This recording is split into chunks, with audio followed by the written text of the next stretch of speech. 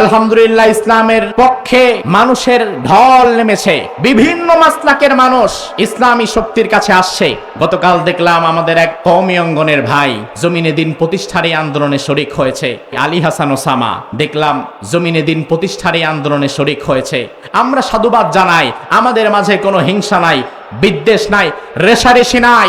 আমাদের দরজা উন্মুক্ত।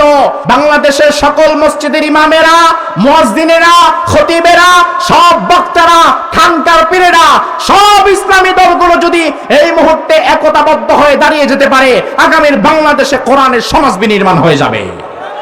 আমি নিজেও কওমি মাদ্রাসায় পড়েছি, দাওরায়ে হাদিস আমি কওমি থেকে করেছি, হেফজ করেছি, আলিয়াতে পড়েছি, ইউনিভার্সিটিতে পড়েছি। পড়াশোনা যে মাদ্রাসায় করি না কেন, যেখানেই করি না কেন, দিন শেষে আল্লাহর জমিনে আল্লাহর দিন কায়েম করা লাগবে, ইনসাফের পক্ষে থাকা লাগবে। এই মতের সাথে আমরা সবাই আছি না নাই? তুমি যেখানে পড়াশোনা করবা সারা জীবন মনে করবা না যে এইটা নিয়েই আমার পয়রা থাকা লাগবে। 54 বছর আলেম ওলামারা কিছুই পায় নাই, ইসলামপন্থীরা কিছুই পায় নাই। এখনো পর্যন্ত একটা দাবি দাবা জানাতে হলে আমাদেরকে অন্য মানুষের লেজ ধরতে হয়, অন্য মানুষের কাছে হাত পাতা লাগে। এখন সময় এসেছে সব আলেম ওলামাদেরকে নিজেদের মত এবং পথকে ভুলে গিয়ে নিজেদের আকীদাগত মাসলাকগত ছোটখাটো বিষয়ের ইখতিলাফ ভুলে গিয়ে ঐক্যবদ্ধ হয়ে একসঙ্গে জাতির সামনে দাঁড়িয়ে যাওয়ার কথা কি ঠিক কিনা? কারণ আমি বিশ্বাস করি আগামীর বাংলাদেশে যত ইসলামী দল আছে, যত ইসলামী শক্তি আছে, তারা যদি একতাবদ্ধ হয়ে দাঁড়িয়ে যায়, তাইলে বাংলাদেশে আলেম ওলামাকে উপেক্ষা করে, ইসলামী দলগুলোকে উপেক্ষা করে রাজনীতি করার ক্ষমতা কারো নাই। যদি একটা করে আমরা দাঁড়িয়ে যেতে পারি, বাংলাদেশে ৭১-এর ইতিহাস যখন যেই দল ক্ষমতায় তখন সেইভাবে লেখা হয়।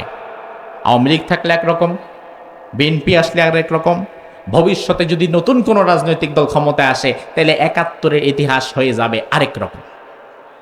ইতিহাস যখন যে ক্ষমতায় যায় সে নিজের মতো করে, নিজের পক্ষে কাটছাট করে, নিজের পক্ষে ইতিহাসকে বানায়। এজন্য অথেন্টিক ইতিহাস পাওয়া কঠিন।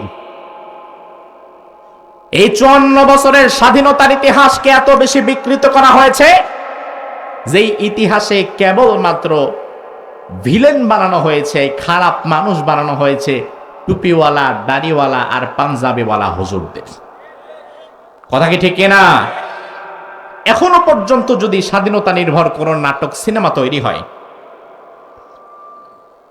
ওই নাটক সিনেমার মধ্যে ভিলেনের পাঠ, রাজাকারের পাঠ, হত্যাকারী, ধর্ষণকারী হিসাবে তাকে অভিনয় করানো হয়, যার মুখে দাড়ি না থাকলেও আলগা একটা দাড়ি লাগাই দিবে, আলগা একটা টুপি পরায় দিবে, একটা লম্বা জামা লাগায় দিবে, আর দেখাবে দেখো এই দাড়িওয়ালা টুপিওয়ালা হুজুর, এরা যারা আছে, এই দাড়িওয়ালা টুপিওয়ালারা সমাজটাকে কতটা কষ্ট দিছে, এরা নারীর ইজ্জত নষ্ট করেছে, এরা মানুষের হক নষ্ট করেছে, এরা লুণ্ঠন করেছে, এরা রাজাকারগিরি করছে, এরা এই করছে সেই করছে। এই ইতিহাস ৫৪ বছর জাতিকে খাওয়ানো হয়েছে। তবে আমার বিশ্বাস আগামীর বাংলাদেশের এই নতুন প্রজন্মের যুবক এবং তরুণেরা এই দিল্লির ন্যারেটিভ, এই দিল্লির দেওয়া ইতিহাসকে আর খাবে না। স্বাধীনতার ৫৪ বছর পরেও আমরা সঠিক ইতিহাস পাই না। আজ মোবাইল ফোন তো আপনাদের কম বেশি সবার কাছেই আছে। আমার কথা বিশ্বাস করার দরকার কি? বাড়িতে যাবেন, গুগলে সার্চ করবেন রাজাকারদের তালিকা, এমন ১,০০০ রাজাকারের তালিকা গুগলের মধ্যে আপনি পেয়ে যাবেন, যাদের মাথায় টুপি নাই, দাড়ি নাই, জুব্বা নাই, পাঞ্জাবি নাই, হাজি রুমাল নাই, যারা কেউ ইমানদার মুমিন মুত্তাকি ছিলেন না, তারা ছিলেন সাধারণ মানুষ। লম্বা লম্বা মোজ পাবেন, শার্ট পাবেন, লুঙ্গি পরা পাবেন, এরাই ছিল অধিকাংশ ক্ষেত্রে রাজাকার। এদের ছবিগুলো এখনো গুগলের মধ্যে গেলে আপনারা পাবেন। ১,০০০ রাজাকারের মধ্যে ৫ জন টুপিওয়ালা দাড়িওয়ালাকে আপনারা দেখতে পাবেন না। তবু ৫৪ বছর টুপিওয়ালা দাড়িওয়ালা ইসলামওয়ালাদেরকে কেন রাজাকার সাজিয়ে আপনাদের সামনে উপস্থাপন করা হয়েছে? তার কারণ হচ্ছে দিল্লির সেবাদাসেরা, দিল্লির প্রভুরা হিসাব করে দেখেছে, বাংলাদেশের মানুষ যদি আলেম ওলামা আর ইসলামের দিকে ঝুঁকে পড়ে তাহলে বাংলাদেশে দিল্লির আধিপত্যবাদকে কায়েম করে রাখা যাবে না। এজন্য তারা সুকৌশলে তাদের নিজেদের পা চাটা গোলামদের দ্বারা এমন ইতিহাস বানিয়ে বারবার আমাদের পাঠ্যপুস্তকে, আমাদের প্রজন্ম থেকে প্রজন্ম ছাপিয়ে দিয়েছে, খাইয়ে দিয়েছে। যেন এই জাতি মনেই করে যে হুজুর ধর্ষণকারী, হুজুর হত্যাকারী, হুজুর অমুক, হুজুর তমুক। এই মিথ্যে ইতিহাস আগামীর বাংলাদেশের মানুষকে আর বিশ্বাস করবে? আর বিশ্বাস করবে?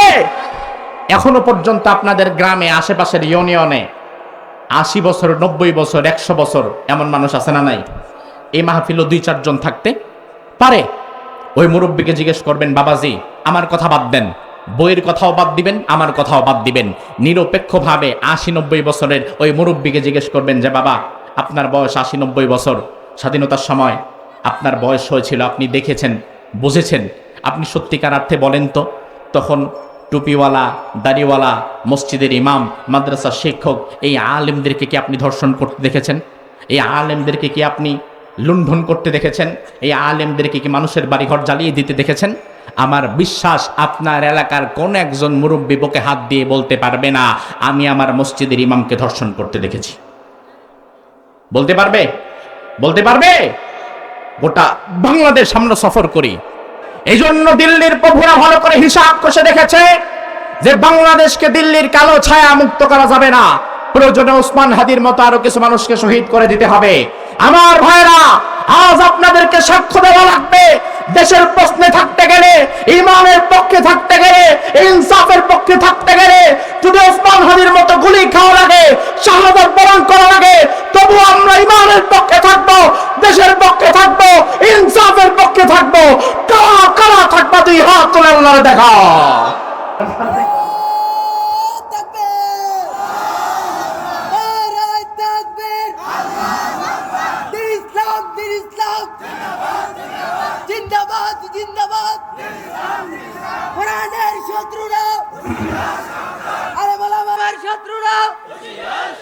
শোনেন, এখন আবার স্লোগান নতুন ধরতে হবে তো।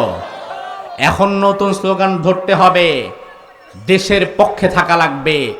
দিল্লি না ঢাকা? কোনটা? দিল্লি না ঢাকা? গোলামি না আজাদি? এই 56,000 বর্গ মাইলের ইমানদারেরা আর কোনোদিন কারো গোলামি করবে না, ঠিক কিনা মুসলমান? যে সূরাটি কোরআনে কারিমের 18 নম্বর সূরা, সূরাটির নাম হচ্ছে সূরাতুল কাহাফ। নাম কি? কাহাফ। স্বাভাবিকত কোরআনের সাথে যাদের পরিচিতি আছে, এ সূরার সাথে তাদের পরিচিতি আছে। এই সূরা এতটা ফজিলতপূর্ণ, বরকতপূর্ণ। একজন সাহাবী মরুভূমির মাঝে একদিন নামাজে দাঁড়িয়ে গেলেন। কোথাও কোনো ছায়া নাই, প্রচন্ড গরম। ওই সাহাবীর পাশে তার একটা ঘোড়া বাঁধা ছিল। এমন সময় নামাজে দাঁড়িয়ে সূরা ফাতিহা পাঠ করার পরে এই সূরা কাহাফ পড়া শুরু করলেন। সাথে সাথে দেখা গেল হঠাৎ করে আকাশের মধ্যে এক খণ্ড মেঘ এসে ওই সাহাবীকে ছায়া দেয়া শুরু করলো। কোথাও ছায়া নাই, বিশাল মরুভূমি, সেখানে এক খণ্ড মেঘ এসে ওই সাহাবীর মাথার উপরে ছায়া দেয়া শুরু করলো। এই দৃশ্য দেখে পাশে দাঁড়িয়ে থাকা ঘোড়াটি লাফঝাপ শুরু করে দিস, কোনোভাবেই সে টিকতে পারতেছে না। এই সাহাবী রাদিয়াল্লাহু আনহু পরদিন সকালে মসজিদে নববীতে রাসূলুল্লাহর দরবারে চলে গেলেন। গিয়ে বললেন, ইয়া রাসূলুল্লাহ, কি এমন আজব জিনিস দেখলাম আমি?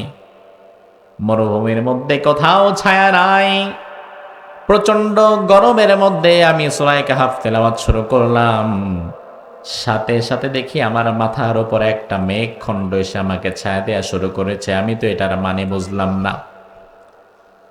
আল্লাহর হাবিব বললেন, সাহাবী শুনে নাও, তিলকা সাকিনাতু তানাজ্জালাত লিল কুরআন। এটা অন্য কিছু নয়, এটা হচ্ছে আল্লাহ প্রদত্ত এমন একটা প্রশান্তি, এমন একটা সাকিনা। সূরা কাহাফ নাজিল করার কারণে আল্লাহ তাআলা বিশেষ একটা জান্নাতি ছায়া তোমার মাথার উপরে দিয়ে দিয়েছে। চমৎকার ফজিলতপূর্ণ একটি সূরা। শুধু তাই নয়, রাসূল আরেক হাদিসে সূরার ফজিলত সংক্রান্ত বর্ণনায় বললেন, কেউ যদি এই সূরার 10টি আয়াত মুখস্থ করে নিতে পারে, অসিমা মিনাদ দাজ্জাল, দাজ্জালের ফিতনা থেকে আল্লাহ তাআলা ওই বান্দাকে হেফাজত করে দিবেন। বিশ্বনবী আরেক হাদিসের মধ্যে বললেন, জুমআর দিন, শুক্রবারে কেউ যদি সূরা কাহফ তেলাওয়াত করতে পারে, আযা আলাহুন নূর মা বাইনাল জুমাতাইন, সামনের জুমা পর্যন্ত, এক শুক্রবার থেকে পরের শুক্রবার পর্যন্ত, এই এক সপ্তাহ ইমানের নূর আল্লাহ তার চেহারার মধ্যে বাড়িয়ে দেয়। এই হচ্ছে সূরাতুল কাহফের ফজিলত। কোন সূরার উপরে আলোচনা শুরু করার পূর্বে এ সূরার ফজিলত এজন্য বলে নেওয়া দরকার। কোন খাবারে কি ভিটামিন আছে, কোন ঔষধে কি পাওয়ার আছে, এইটা জানলে পরে ওই ঔষধ যদি তিতাও হয়, ওইটা খাওয়ার প্রতি আগ্রহ তৈরি হয়, ঠিক কি না? তো আপনি যে সূরার আলোচনা আজকে শুনতে বসেছেন, আপনার সময়ের ডেফিনেটলি মূল্য আছে। আপনার মূল্যবান সময় থেকে, সময় দিয়ে, এত দূর থেকে গাড়ি ভাড়া দিয়ে এখানে এসে যে আপনি আলোচনা শুনছেন, তো কি আলোচনা শুনছেন, কোন সূরার, ওই সূরার ভিটামিন কি, ফজিলত কি, এটা জানা দরকার না? এজন্য এই সংক্রান্ত কথাগুলো আগে বলে নিলাম। এবার আসুন এ সূরার শানে নুজুল, কোন প্রেক্ষাপটে আল্লাহ সুবহানাহু ওয়া তাআলা এ সূরাটি নাজিল করলেন। এমন না যে আল্লাহর মন চাইছে যখন খুশি তখন এক একটা জিনিস নাজিল করে দিছে। সময়ের দাবি অনুযায়ী যখন যেটা প্রয়োজন ছিল, সমাজে যখন যে সমস্যা দেখা দিয়েছিল, ওই সমস্যার সমাধান কল্পেই কিন্তু কোরআনের এক একটি আয়াত আল্লাহ নাজিল করেছেন। এজন্য আমাদের একটা কথা আছে, অনেকে জানেন, সব সমস্যার সমাধান, ও জীবনে প্রথম শুনলেন, কারণ এতদিন তো জয় বাংলা শুনছেন খালি। সব সমস্যার সমাধান দিতে পারে। আচ্ছা, এই কথা কি শুধু কথার কথা নাকি বিশ্বাস করেন? বিশ্বাস করেন? আপনার জীবনের যত সমস্যা রয়েছে, এই সব সমস্যার সমাধান এই 30 পারা কোরআনের মধ্যে আছে না নাই? কেন আছে? তার কারণ হচ্ছে এ কোরআন মানুষের সমস্যাকে কেন্দ্র করেই নাজিল হয়েছে। সাহাবায়ে কেরামের মাঝে যখনই কোনো বিষয়ে কোনো জটিলতা সৃষ্টি হয়েছে, তখনই আল্লাহ তাআলা, রাসূলুল্লাহ যখনই দাওয়াতি কার্যক্রম করতে গিয়ে কোনো একটা জটিলতায় পড়ে গিয়েছেন, সমস্যায় পড়ে গিয়েছেন, তখনই আল্লাহ তাআলা এ সূরা আংশিক অথবা এক একটি আয়াত নাজিল করে এর সমাধান দিয়েছেন।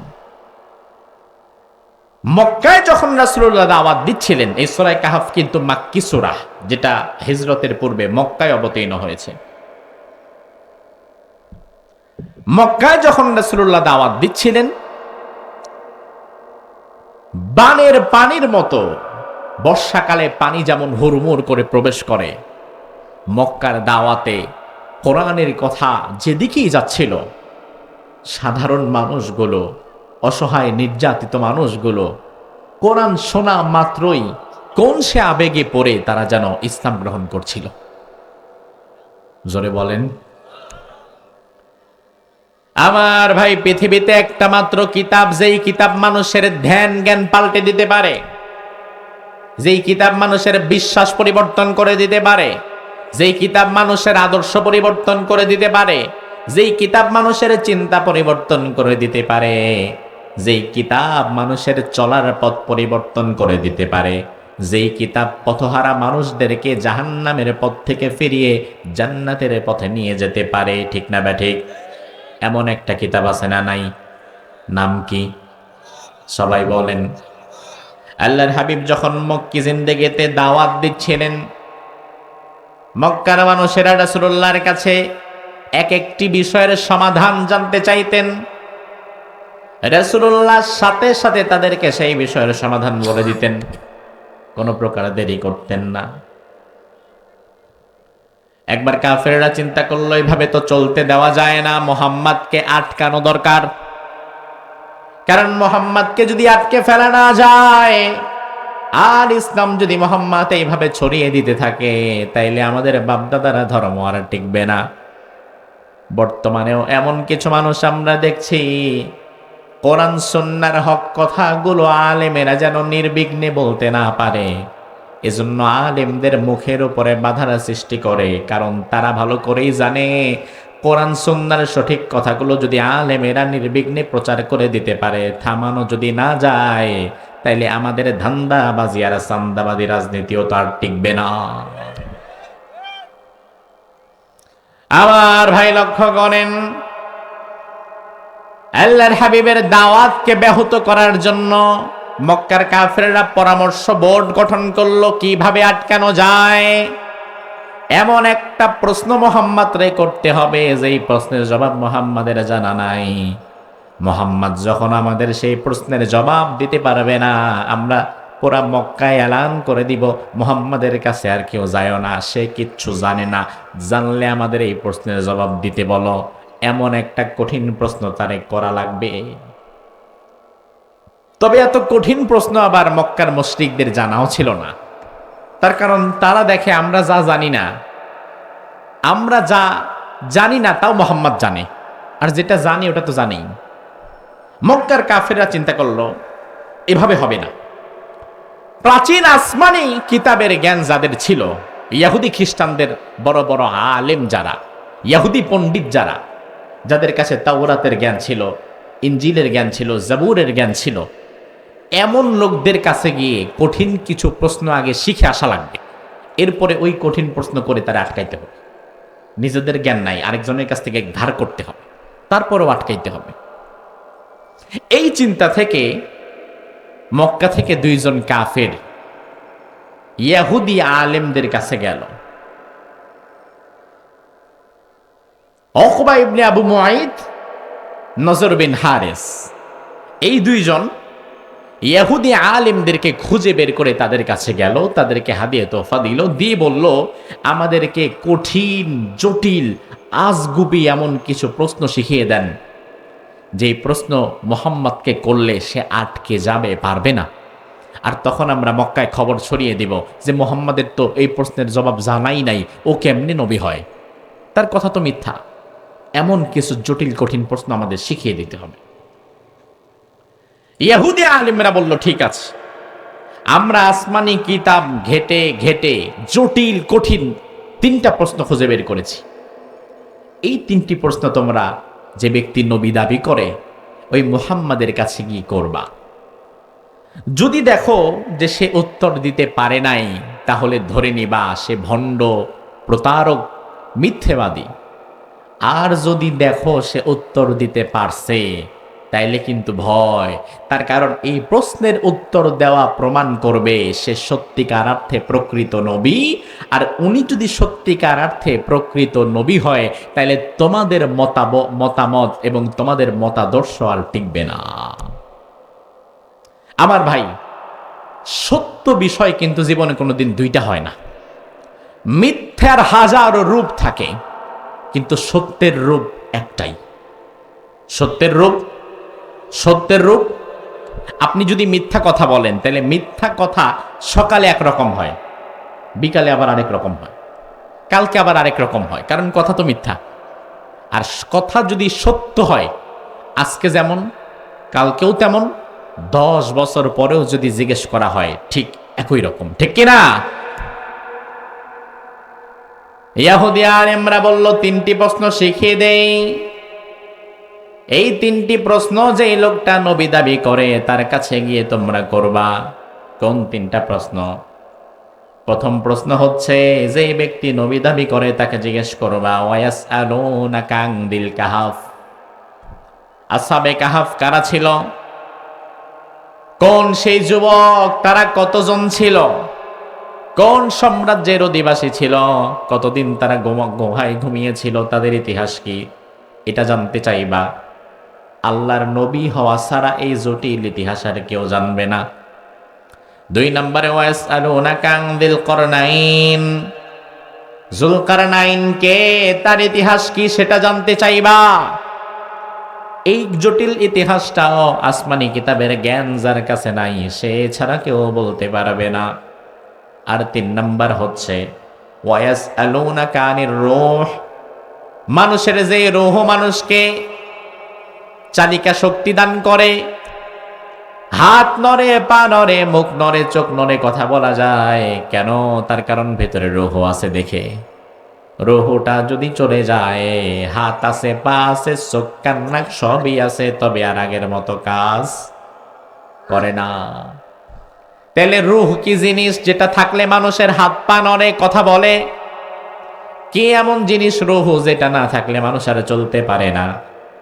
এই তিনটি জটিল ও কঠিন প্রশ্ন তোমরা মুহাম্মদকে করবা, দেখো সে উত্তর দিতে পারে কিনা। মক্কার কাফেরেরা এই তিনটি প্রশ্ন লুফে নিল। পরদিন সকাল বেলায় বিশ্বনবীর দরবারে মক্কার কাফেরেরা চলে গেল, গিয়ে বলল, মুহাম্মদ আপনারা বলেন সাল্লাল্লাহু আলাইহি ওয়াসাল্লাম। বলল, মুহাম্মদ এদিকে আসো, তিনটি প্রশ্ন আমরা নিয়ে এসেছি তোমার জন্য, উত্তর দিতে পারবা নাকি আগে বলো। আল্লাহর হাবিব বললেন, কোনো সমস্যা নাই, কোন তিনটা প্রশ্ন আমারে জানিয়ে দাও। মক্কার কাফেরেরা বলল, আগে বুঝে শুনে বলো, উত্তর দিতে পারবা কিনা বলো। উত্তর যদি দিতে না পারো তাইলে আমরা বুঝবো তুমি মিথ্যাবাদী, ভণ্ড, প্রতারক। আর উত্তর যদি দিতে পারো তাইলে আমরা সবাই মিলে ইসলাম গ্রহণ করে ফেলব। কাফেরদের কথা, মুনাফিকদের কথা, এদের কি অন্তরের কথা আর মুখের কথা কি এক? আমাদের সমাজেও দেখবেন কিছু মানুষ আছে যাদের মুখের কথা আর অন্তরের কথা এক না। মুখের কথায় মনে হয় তার চাইতে বড় জনদরদি আর কেউ নাই, অথচ ক্ষমতায় টিকে থাকার জন্য ওই ব্যক্তি প্রয়োজনে হাজারো মানুষের লাশ ফালায় দিতে পারে, 1 মিনিট ভাবেও না। আছে না নাই? মুখের কথা আর অন্তরের কথা এক না। রাসূলুল্লাহ বললেন, আচ্ছা ঠিক আছে, তিনটি প্রশ্ন আগে শুনি, যদি জবাব আমার এই মুহূর্তে জানা থাকে জানিয়ে দেব, আর যদি না জানা থাকে তাহলে জেনে জানাইতে হবে। দেখেন আমার ভাই, আল্লাহর আকাশের নিচে জমিনের উপরে রাসূলের চাইতে বেশি জ্ঞানী আর কেউ কি ছিলেন? কথা কয় না। আচ্ছা, কিয়ামতের আগে আরেকজন আসবেন না? আমাদের অবস্থা হচ্ছে, আমাদের হুজুরদের অবস্থা বলি, আপনাদের কথা বাদ দেন। কেউ যদি কিছু জানতে চায়, ওই বিষয়ে যদি আমার জানা নাও থাকে, জানা থাকলে তো কথাই নেই, আর জানা নাও থাকলে নিজ থেকে বাড়ায়া 2 লাইন বলে ফেলে বেশি, এমন হুজুর আছে না নাই? এই সমাজের মানুষের এটা একটা রোগ, যেটা জানে সেটা তো বলেই, যেটা জানে না এটাও বলে। এজন্য এই সমাজে তালাকের মতো গুরুত্বপূর্ণ বিষয়, তালাকের মতো সেনসিটিভ বিষয়ের মাসালা আপনি পাবেন চায়ের দোকানে বসলে। আছে না নাই? আহারে, পৃথিবীতে যত মাসালা আছে, আজকে বলে দেই আপনাদেরকে, পৃথিবীতে যত মাসালা আছে এর মধ্যে সব চাইতে কঠিনতম, জটিলতম মাসালা হচ্ছে তালাকের মাসালা। যে মাসালা দিতে গিয়ে মুফতি সাহেবদের ঘাম ঝরে যায়, আর আমাদের দেশে ওই মাসালা চায়ের দোকানের টং দোকানওয়ালাও দেয়। আমাদেরকে যখন ফোন দেয়, হুজুর মাসালা লাগবে, প্রবাস থেকে, আমেরিকা থেকে, ইউএস থেকে, কানাডা থেকে, ইতালি থেকে, মালয়েশিয়া থেকে বা বাংলাদেশ থেকে ফোন দিলে, হুজুর একটা মাসালা জানতে চাই, আগেই বলি কি মাসালা। যদি বলে তালাকের মাসালা, বাস কথা স্টপ, আর কোনো কথা নাই, ফোন রেখে দেই। না, তালাকের মাসালা ফোনে বলার মতো কোনো ছোটখাটো কথা না। এটা ওযুর মাসলা না, গোসলের মাসলা না, নামাজের মাসালা না, এটা তালাকের মাসালা। একটা পরিবার এই মাসালার উপরে ভিত্তি করে দাঁড়িয়ে থাকে। এখন আমি যদি তালাকের মাসালা আমরা কেন ফোনে বলি না, তার কারণ তালাকের মাসালা দ্বিপাক্ষিক কথা শুনে তারপরে বলা লাগে। স্বামীর কথাও শোনা লাগবে, স্ত্রীর কথাও শোনা লাগবে। এখন আপনি এক পক্ষের কথা শুনে বলে ফেললেন যে তালাক হয়ে গেছে, অথচ যদি আসলে তালাকটা না হয় তাহলে একটা পবিত্র সংসার ভাঙ্গার গুনাহ আপনি নিজের আমলনামায় নিলেন। আবার যদি ধরেন আপনি এক পক্ষের কথা শুনছেন, মহিলা মানুষের এক পক্ষের কথা শুনে আপনি রায় দিয়ে দিয়েছেন যে তালাক হয় নাই, আল্লাহ না করুক তালাক হয়ে গেছে, আপনি পুরাটা শোনেন নাই, কারণ অপর পক্ষের কথাও শোনেন নাই। তাইলে যেটা হবে, সারা জীবন তারা যে জিনার গুনাহ করবে, ওই জিনার গুনাহ আপনি আপনার কাঁধে নিলেন। সাবধান, যেন তেন জায়গায় তালাকের মাসালা জানতেও চাইবেন না। আর যেন তেন মানুষ তালাকের মাসালা বলবেনও না।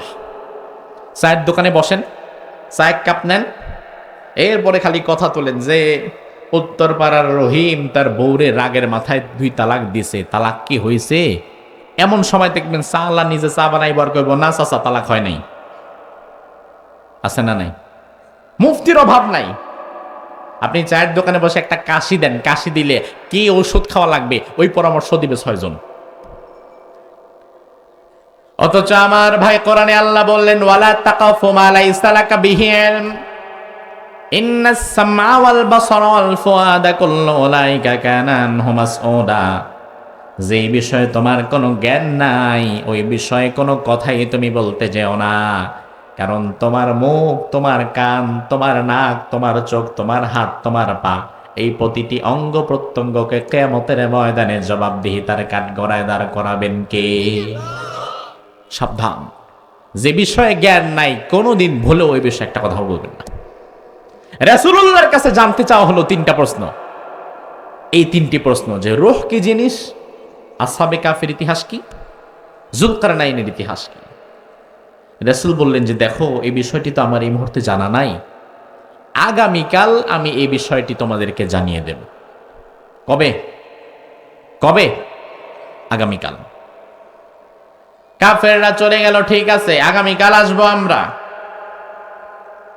আগামীকাল সকালবেলায় সব কাফেররা রাসূলের বাড়ির সামনে হাজির হয়ে গেছে। ও মুহাম্মদ দরজা খোলো, বের হও। 3টি উত্তর কি পাইছো নাকি জানায়া দাও। রাসূলুল্লাহ বললেন না, 3টি উত্তর আজকেও আমি জানতে পারি নাই। তার কারণ হচ্ছে জিবরাইল আমিন প্রতিদিন আমার সঙ্গে কথা বলার জন্য আসে, ওহী নিয়ে আসে। আমার ধারণা ছিল আজকেও তো জিবরাইল আসবে, আসলে জিবরাইলকে জিজ্ঞেস করে তারপরে আমি জেনে তোমাদের জানাবো। কিন্তু দুর্ভাগ্যজনক বিষয় হচ্ছে জিবরিল আমিন ওই ফেরেশতা আজকে আর ওহী নিয়ে আসে নাই। এখন আমি তোমাদের কেমনে জানাবো? আমার ভাই, আপনার মন চাইলো মাহফিলে বসলেন, মন চাইলো উঠে গেলেন, মন চাইলো সিনেমায় চলে গেলেন, বাড়িতে চলে গেলেন। আল্লাহ তাআলা আপনাকে ইচ্ছা স্বাধীন বানিয়েছেন, কিন্তু দুনিয়ার কোন ফেরেশতাকে আল্লাহ ইচ্ছা স্বাধীন বানান নাই। ফেরেশতারা এক চুল আগাতেও পারে না, পেছাতেও পারে না আল্লাহর হুকুম ছাড়া। তাহলে জিবরাইল যে আসে নাই প্রমাণ করে আল্লাহ অনুমতি দেয় নাই। রাসূল বলেন এক কাজ করো, আমাকে আর 2-1টা দিন সময় দাও, আমি দেখি জিবরাইল আসলেই আমি জানাই দেব। আমার ভাই 2-3 দিন 4 দিন চলে যায়, জিবরিল আমিন আর আসে না।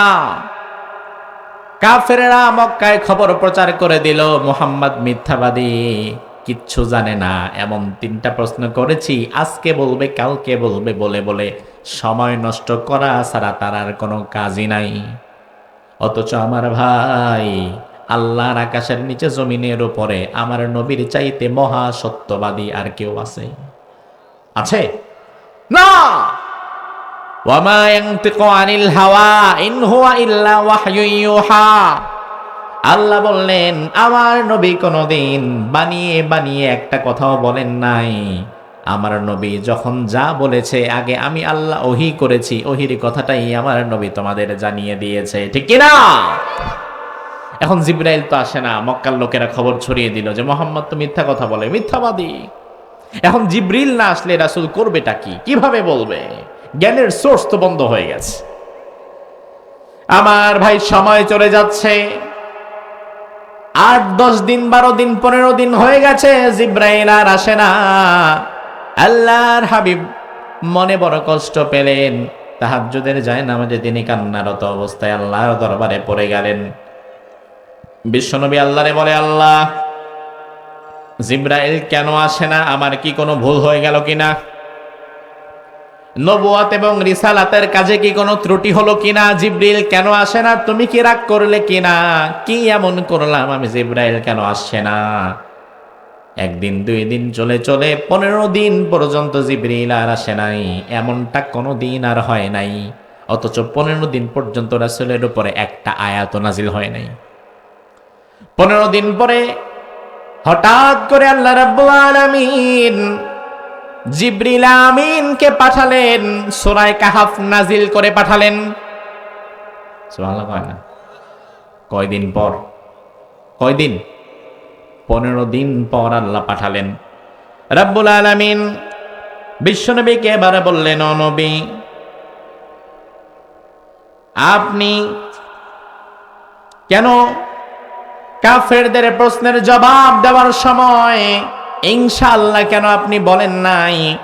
কোরআনে আল্লাহ বললেন, ওয়ালা তাকুলান্না লিশাইইন ইন্নী ফাইলুন যালিকা গাদা ইল্লা আইয়াশা আল্লাহ واذكر ربك إذا نسيت وقل عسى أن يهديني ربي لأقرب من هذا رشدا জোরে বলুন আল্লাহু আকবার। আল্লাহ বললেন, নবী, ওই কাফেররা যখন আপনার কাছে জানতে চেয়েছিল 3টি প্রশ্নের জবাব, আপনার বলা দরকার ছিল, আগামীকাল আমি তোমাদের প্রশ্নের জবাব দেব ইনশাআল্লাহ। কি জোরে কন? ইনশাআল্লাহ মানে আল্লাহ যদি চায়। নবী, আপনি উম্মতের কান্ডারি, আপনি নিজে যদি ইনশাআল্লাহ না বলেন তাইলে তো হবে না। ইনশাআল্লাহর আমল আপনারে শিক্ষা দেবার জন্য আমি আল্লাহ তাআলা 1 দিন 2 দিন না 15 দিন পর্যন্ত ওহী বন্ধ করে রেখেছিলাম। আল্লাহু আকবার। তাহলে 15 দিন পর্যন্ত আল্লাহ ওহী কেন বন্ধ করলেন? ইনশাআল্লাহর আমল শিক্ষা দেওয়ার জন্য। আমার ভাই, যখনই কোনো কথা বলবেন এই কথার শেষে ইনশাআল্লাহ বলা দরকার আছে না নাই? যেমন আমরা যদি বলি মাহফিল শেষ করে আমরা বাড়িতে চলে যাব, তারপরে কি বলবেন? আবার রাতে বেলা ঘুমায়া কালকে আবার ক্ষেতের মধ্যে যাব কাজ করতে, কি বলবেন? কারণ আপনি যদি ইনশাআল্লাহ না বলেন, আপনি ঘুম থেকে আর উঠবেন কেমনে ভাই? কারণ দুনিয়ার কত মানুষ এইভাবে মরে যায়, ঘুমের মধ্যেই তার বিদায় হয়ে গেছে। ঘুমাইছে ভালো মানুষ, পরের দিন আর ওঠে না, এমন আছে না নাই? ঘুম ভাঙলে সকাল, আর না ভাঙলেই কিন্তু পরকাল। ইনশাআল্লাহটা খুব গুরুত্বপূর্ণ বিষয়। এই সমাজের মানুষ, আহারে আমাদের আগের যুগের মানুষ, তারা অনেক ইনশাআল্লাহ আলহামদুলিল্লাহ বলতো। যতদিন যাচ্ছে মানুষ যত শিক্ষিত হচ্ছে, আধুনিক হচ্ছে, এডুকেটেড হচ্ছে, মডার্ন হচ্ছে, তত ইনশাআল্লাহ বলা ছেড়ে দিচ্ছে, তত কমায় দিচ্ছে। এখন আলহামদুলিল্লাহ আমাদের বাপ চাচারা মুরব্বীরা ইনশাআল্লাহ বলে, কিন্তু আমাদের যুবকেরা ইনশাআল্লাহটা বলতে পারে না। এটা দুঃখজনক। এই আমলটা শিক্ষা নেওয়া লাগবে। ইনশাআল্লাহ যদি বলেন, আপনার ওই কথাকে যিনি পূর্ণতায় পৌঁছে দিবেন তিনি কে? ইমাম সাহেব আসরের নামাজ পড়ে মসজিদ থেকে বের হচ্ছে। কোরবানির ঈদের মাত্র 2 দিন। সভাপতি সাহেব যাচ্ছেন। ইমাম সাহেব সালাম দিয়ে বললেন, আসসালামু আলাইকুম। সভাপতি সাহেব যান কই? কই যাই মানে বুঝো না? গরু কিনতে যাই, টাকা আছে, হাটে যাব, একটা গরু কিনব। ইমাম সাহেব হুজুর বললেন যে, সভাপতি সাহেব আপনি বলেন, গরু কিনবো ইনশা আল্লাহ। সভাপতি সাহেব বলল, আর ইনশাল্লাহ আমার বলা দরকার কি? ইনশাল্লাহ বলার কি দরকার আমার? হাটের মধ্যে গরু আছে, পকেটে টাকা আছে, হাটে যাব, টাকা দিব, গরু কিনবো, চলে যাব। ইনশাল্লাহ বলা দরকার তুমি আর তোমার মতো হুজুরের, যার নুন আনতে পান্তা ফোরায়, যার বেতন দেই কম, যেন ইনশাল্লাহর ধাক্কায় বাকি দিনগুলা তোমার কাটে। আমার তো ইনশাল্লাহ ধাক্কা দেওয়া দরকার নাই। আমার টাকা পয়সা আছে, হাটে গরু আছে, যাব, টাকা দিব, গরু নেব। ইমাম সাহেব বলে, আল্লাহ আমি তো বোঝাতে পারবো না। তিনি আর কোনো কথা বললেন না। আবার এশার নামাজ পড়ায় ইমাম সাহেব যখন বের হচ্ছে, দেখে সভাপতি সাহেব আবার আসতেছে, হাতে আর গরু টরু নাই। তো চিন্তা করছে যে আজকে কিনে নাই, ঈদের আগের দিন রাত্রেও তো গরু কেনা যায়। ইমাম সাহেব বলল, সভাপতি সাহেব গরু কিনেন নাই আজকে? হয় না। পরে কিনবেন? হয় না। তাইলে ইনশাআল্লাহ টাকা সরে নিয়ে গেছে। ইনশাআল্লাহ টাকা, ইনশাআল্লাহ বলেন কেন এখন? তাহলে কি কমু? তোমার সাথে তর্ক করলাম, ইনশাআল্লাহ বলি নাই, এখন হাটে যায় দেখি না আমার পকেটও নাই, টাকাও নাই। এই জন্য নিয়ত করছি এখন থেকে ইনশাআল্লাহ বলা ছাড়া আমি আর আগাবো না। এখন তুমি যে জিজ্ঞেস করলা, এই জন্যই বললাম ইনশাআল্লাহ আমার সব টাকা আজকে চলে নিয়ে গেছে। আমার ভাই, ওই মুহূর্তে কি আর ইনশাআল্লাহ বললে কাজ হবে? না, আগে বলতে হবে। তো আল্লাহ রাব্বুল আলামিন 15 দিন ওহী বন্ধ রেখে এই গুরুত্বপূর্ণ ফজিলতপূর্ণ সূরা কাহফটা নাজিল করলেন। এই সূরাতে আল্লাহ তাআলা ঐতিহাসিক এমন ঈমান দীপ্ত বিপ্লবী 7 জন যুবকের কথা তুলে ধরেছেন, যেই 7 জন যুবক একটি ঘুণে ধরা শিরকি সমাজের বিরুদ্ধে, তাগুতি সমাজের বিরুদ্ধে দাঁড়িয়ে গিয়েছিল, একটি জালিম অপশক্তির বিরুদ্ধে দাঁড়িয়ে গিয়েছিল। ওই যুবকদের ভূমিকা কি ছিল, আল্লাহ তাআলা তাদেরকে কিভাবে উদ্ধার করেছেন, তাদের ঈমান কত মজবুত ছিল, এ প্রসঙ্গে আল্লাহ তাআলা এই সূরা নাজিল করেছেন। এখন সময় এসেছে ওই সূরার আলোকে আমাদের যুবকদেরকে সেই তালিম দেওয়ার, যেন আমাদের যুবকেরাও ভবিষ্যতে কোনো জালিম অপশক্তি, কোনো স্বৈরাচারের কাছে নিজেদের ঈমান বিক্রি করে না দেয়। কথা কি ঠিক কিনা? যেই সমাজের যুবকেরা বিক্রি হয়ে যায়, যেই সমাজের যুবকেরা মাদক দ্রব্য আর নারী আসক্তির দিকে ডুবে যায়, ওই সমাজ কোনোদিন পরিবর্তন হয় না। কারণ সমাজের মূল চালিকা শক্তি যুবক। এই জন্য আমাদের আলোচনার অধিকাংশ অংশে যুবকদেরকে টার্গেট করা দরকার আছে না নাই? এ আসহাবে কাফের ঘটনা, ওই 7 জন ঈমান দীপ্ত যুবকের ঘটনা এবার আল্লাহ তাআলা জানিয়ে দিচ্ছেন। কে জানাচ্ছেন, কে শোনাচ্ছেন? তার কারণ বুঝেন। এই ঘটনা যখন সংঘটিত হয়েছিল তখন কি পৃথিবীতে আপনি ছিলেন? আমি ছিলাম? রাসূল নিজে ছিল না। রাসূলুল্লাহর একটু পানি লাগবে, ঠান্ডা হয়ে গেছে। রাসূলুল্লাহর জন্মের বেশ কিছু বছর পূর্বে এই ঘটনা সংঘটিত হয়।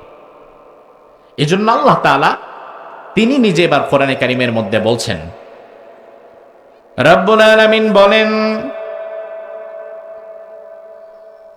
নাহনু নাকুসসু আলাইকা নাবাহুম বিল হাক্কি ইন্নাহুম ফিতয়াতুন আমানু বিরাব্বিহিম ওয়া জিদনাহুম হুদা।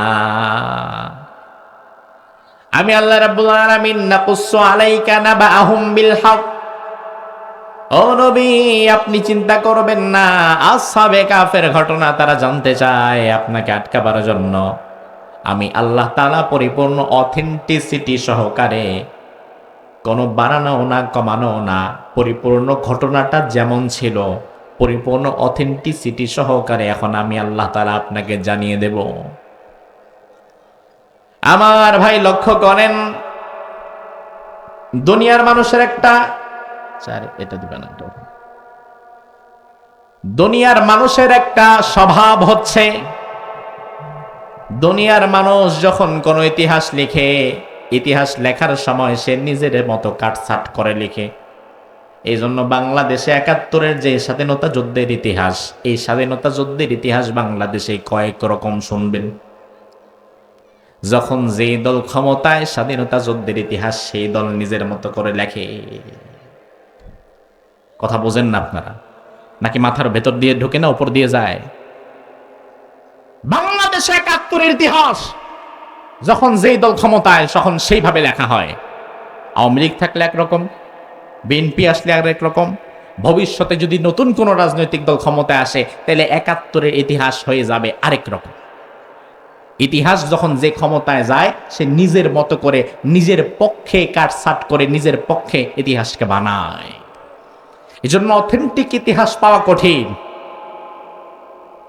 এই ৫৪ বছরের স্বাধীনতার ইতিহাসকে এত বেশি বিকৃত করা হয়েছে, যেই ইতিহাসে কেবলমাত্র ভিলেন বানানো হয়েছে, খারাপ মানুষ বানানো হয়েছে, টুপিওয়ালা, দাড়িওয়ালা আর পাঞ্জাবিওয়ালা হুজুরদের। কথা কি ঠিক না? এখনো পর্যন্ত যদি স্বাধীনতা নির্ভর কোন নাটক, সিনেমা তৈরি হয়,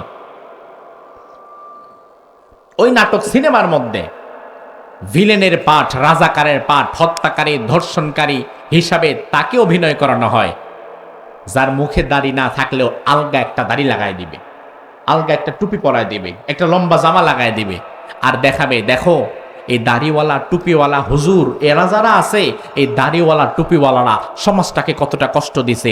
এরা নারীর ইজ্জত নষ্ট করেছে, এরা মানুষের হক নষ্ট করেছে, এরা লুণ্ঠন করেছে, এরা রাজাকারগিরি করছে, এরা এই করছে সেই করছে। এই ইতিহাস 54 বছর জাতিকে খাওয়ানো হয়েছে। তবে আমার বিশ্বাস আগামীর বাংলাদেশের এই নতুন প্রজন্মের যুবক এবং তরুণেরা এই দিল্লির ন্যারেটিভ, এই দিল্লির দেওয়া ইতিহাসকে আর খাবে না। স্বাধীনতার 54 বছর পরেও আমরা সঠিক ইতিহাস পাই না। আজ মোবাইল ফোন তো আপনাদের কম বেশি সবার কাছেই আছে। আমার কথা বিশ্বাস করার দরকার কি? বাড়িতে যাবেন, গুগলে সার্চ করবেন রাজাকারদের তালিকা, এমন 1000 রাজাকারের তালিকা গুগলের মধ্যে আপনি পেয়ে যাবেন। যাদের মাথায় টুপি নাই, দাড়ি নাই, জুব্বা নাই, পাঞ্জাবি নাই, হাজি রুমাল নাই, যারা কেউ ইমানদার মুমিন মুত্তাকি ছিলেন না, তারা ছিলেন সাধারণ মানুষ। লম্বা লম্বা মোজ পাবেন, শার্ট পাবেন, লুঙ্গি পরা পাবেন, এরাই ছিল অধিকাংশ ক্ষেত্রে রাজাকার। এদের ছবিগুলো এখনো গুগলের মধ্যে গেলে আপনারা পাবেন। 1000 রাজাকারের মধ্যে 5 জন টুপিওয়ালা দাড়িওয়ালাকে আপনারা দেখতে পাবেন না। তবু 54 বছর টুপিওয়ালা দাড়িওয়ালা ইসলামওয়ালাদেরকে কেন রাজাকার সাজিয়ে আপনাদের সামনে উপস্থাপন করা হয়েছে? তার কারণ হচ্ছে দিল্লির সেবা দাসেরা, দিল্লির প্রভুরা হিসাব করে দেখেছে, বাংলাদেশের মানুষ যদি আলেম ওলামা আর ইসলামের দিকে ঝুঁকে পড়ে, তাহলে বাংলাদেশে দিল্লির আধিপত্যবাদকে কায়েম করে রাখা যাবে না। এজন্য তারা সুকৌশলে তাদের নিজেদের পা চাটা গোলামদের দ্বারা এমন ইতিহাস বানিয়ে বারবার আমাদের পাঠ্যপুস্তকে আমাদের প্রজন্ম থেকে প্রজন্ম ছাপিয়ে দিয়েছে, খাইয়ে দিয়েছে, যেন এই জাতি মনেই করে যে হুজুর ধর্ষণকারী, হুজুর হত্যাকারী, হুজুর অমুক, হুজুর তমুক। এই মিথ্যে ইতিহাস আগামীর বাংলাদেশের মানুষকে আর বিশ্বাস করবে? আর বিশ্বাস করবে? এখনো পর্যন্ত আপনাদের গ্রামে, আশেপাশের ইউনিয়নে 80 বছর, 90 বছর, 100 বছর এমন মানুষ আছে না নাই? এই মাহফিলও 2-4 জন থাকতে পারে। ওই মুরব্বীকে জিজ্ঞেস করবেন, বাবাজি আমার কথা বাদ দেন, বইয়ের কথাও বাদ দিবেন, আমার কথাও বাদ দিবেন। নিরপেক্ষভাবে 80-90 বছরের ওই মুরব্বীকে জিজ্ঞেস করবেন যে বাবা আপনার বয়স 80-90 বছর, স্বাধীনতার সময় আপনার বয়স হয়েছিল, আপনি দেখেছেন, বুঝেছেন, আপনি সত্যিকার অর্থে বলেন তো, তখন টুপিওয়ালা দাড়িওয়ালা মসজিদের ইমাম, মাদ্রাসার শিক্ষক, এই আলেমদেরকে কি আপনি ধর্ষণ করতে দেখেছেন? এই আলেমদেরকে কি আপনি লুণ্ঠন করতে দেখেছেন? এই আলেমদেরকে কি মানুষের বাড়িঘর জ্বালিয়ে দিতে দেখেছেন? আমার বিশ্বাস আপনার এলাকার কোন একজন মুরব্বী বুকে হাত দিয়ে বলতে পারবে না আমি আমার মসজিদের ইমামকে ধর্ষণ করতে দেখেছি। বলতে পারবে? বলতে পারবে? গোটা বাংলাদেশ আমরা সফর করি, গোটা পক্ষে থাকবো, ইসলামের পক্ষে থাকবো, আলেম ওলামাদের পক্ষে থাকবো। কারা কারা থাকবো? 2 হাত তোলে আল্লাহ দেখা।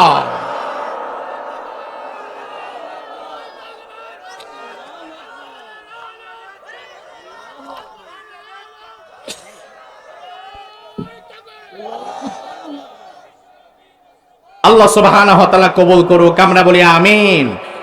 আমার ভাই, এজন্য দেখেন আল্লাহ তাআলা আগেই বলে দিলেন, ইতিহাস বলার আগেই আল্লাহ বলে দিলেন নবী দেখেন।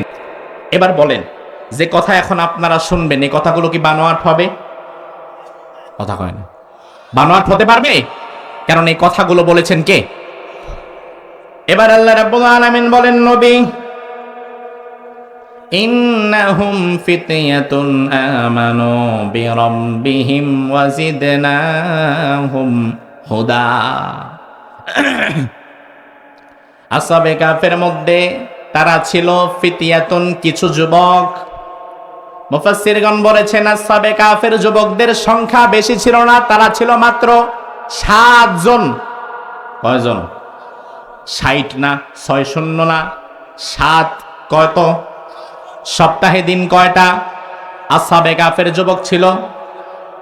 ও আমার যুবকেরা মনোযোগ দাও, তুমি দিনের পক্ষে থাকবা, হকের পক্ষে থাকবা, ইনসাফের পক্ষে থাকবা, ন্যায়ের পক্ষে থাকবা।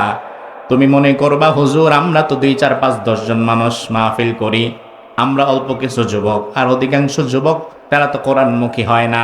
কোনো সমস্যা নাই, ইসলামের পক্ষে, ইনসাফের পক্ষে, সত্যের পক্ষে, ন্যায়ের পক্ষে হাজার হাজার যুবকের থাকা দরকার নাই, ওসমান হাদির মতো একজন হইলেই যথেষ্ট। ওসমান হাদির মতো এক যুবক গোটা সমাজ বিপ্লবের জন্য যথেষ্ট হয়ে যায়, ঠিক কিনা? আল্লাহ বলছেন এমন 7 জন যুবক রোম সাম্রাজ্যের জালিম বাদশার সামনে দাঁড়িয়ে গেল। বাদশার নাম ছিল দাকিয়ানোস। কি নাম? দাকিয়ানোস। রোম সাম্রাজ্যের ওই জালিম বাদশার নিয়ম ছিল, এই সাম্রাজ্যে যারাই বসবাস করবে, আমরা যেমন বাংলাদেশে বসবাস করতে হলে ট্যাক্স দেওয়া লাগে, ভ্যাট দেওয়া লাগে, রোম সাম্রাজ্যের নিয়ম ছিল এই সাম্রাজ্যে যারাই বসবাস করবে তারা দাকিয়ানুসের পায়ে সেজদা দিবে। আর জোরে কোন? সেজদা একমাত্র পেতে পারে কে? আল্লাহ ছাড়া আর কারো কাছে মাথা নত করা কি জায়েজ আছে? এই জালিম নিয়ম করে দিল তারা সেজদা দেওয়া লাগবে, নিজের পায়ে সেজদা নেওয়া শুরু করলো। রোমের অধিপতিরা, রোম সাম্রাজ্যের সাধারণ মানুষগুলো সব ওই জালিম বাদশার পায়ে সেজদা দেওয়া শুরু করলো। ওই মুহূর্তে 7 জন যুবক মাথা তুলে দাঁড়িয়ে গেল, আমরা সেজদা দিতে পারবো না, কারণ সেজদা দুনিয়ার কোনো মানুষকে দেওয়া যাবে না, জমিনের কাউকে সেজদা দেওয়া যাবে না, চন্দ্র সূর্যকে দেওয়া যাবে না। উসজুদু লিল্লাহি রাব্বিল আলামিন, আকাশ ও জমিনের রব আল্লাহকে দেওয়া লাগবে।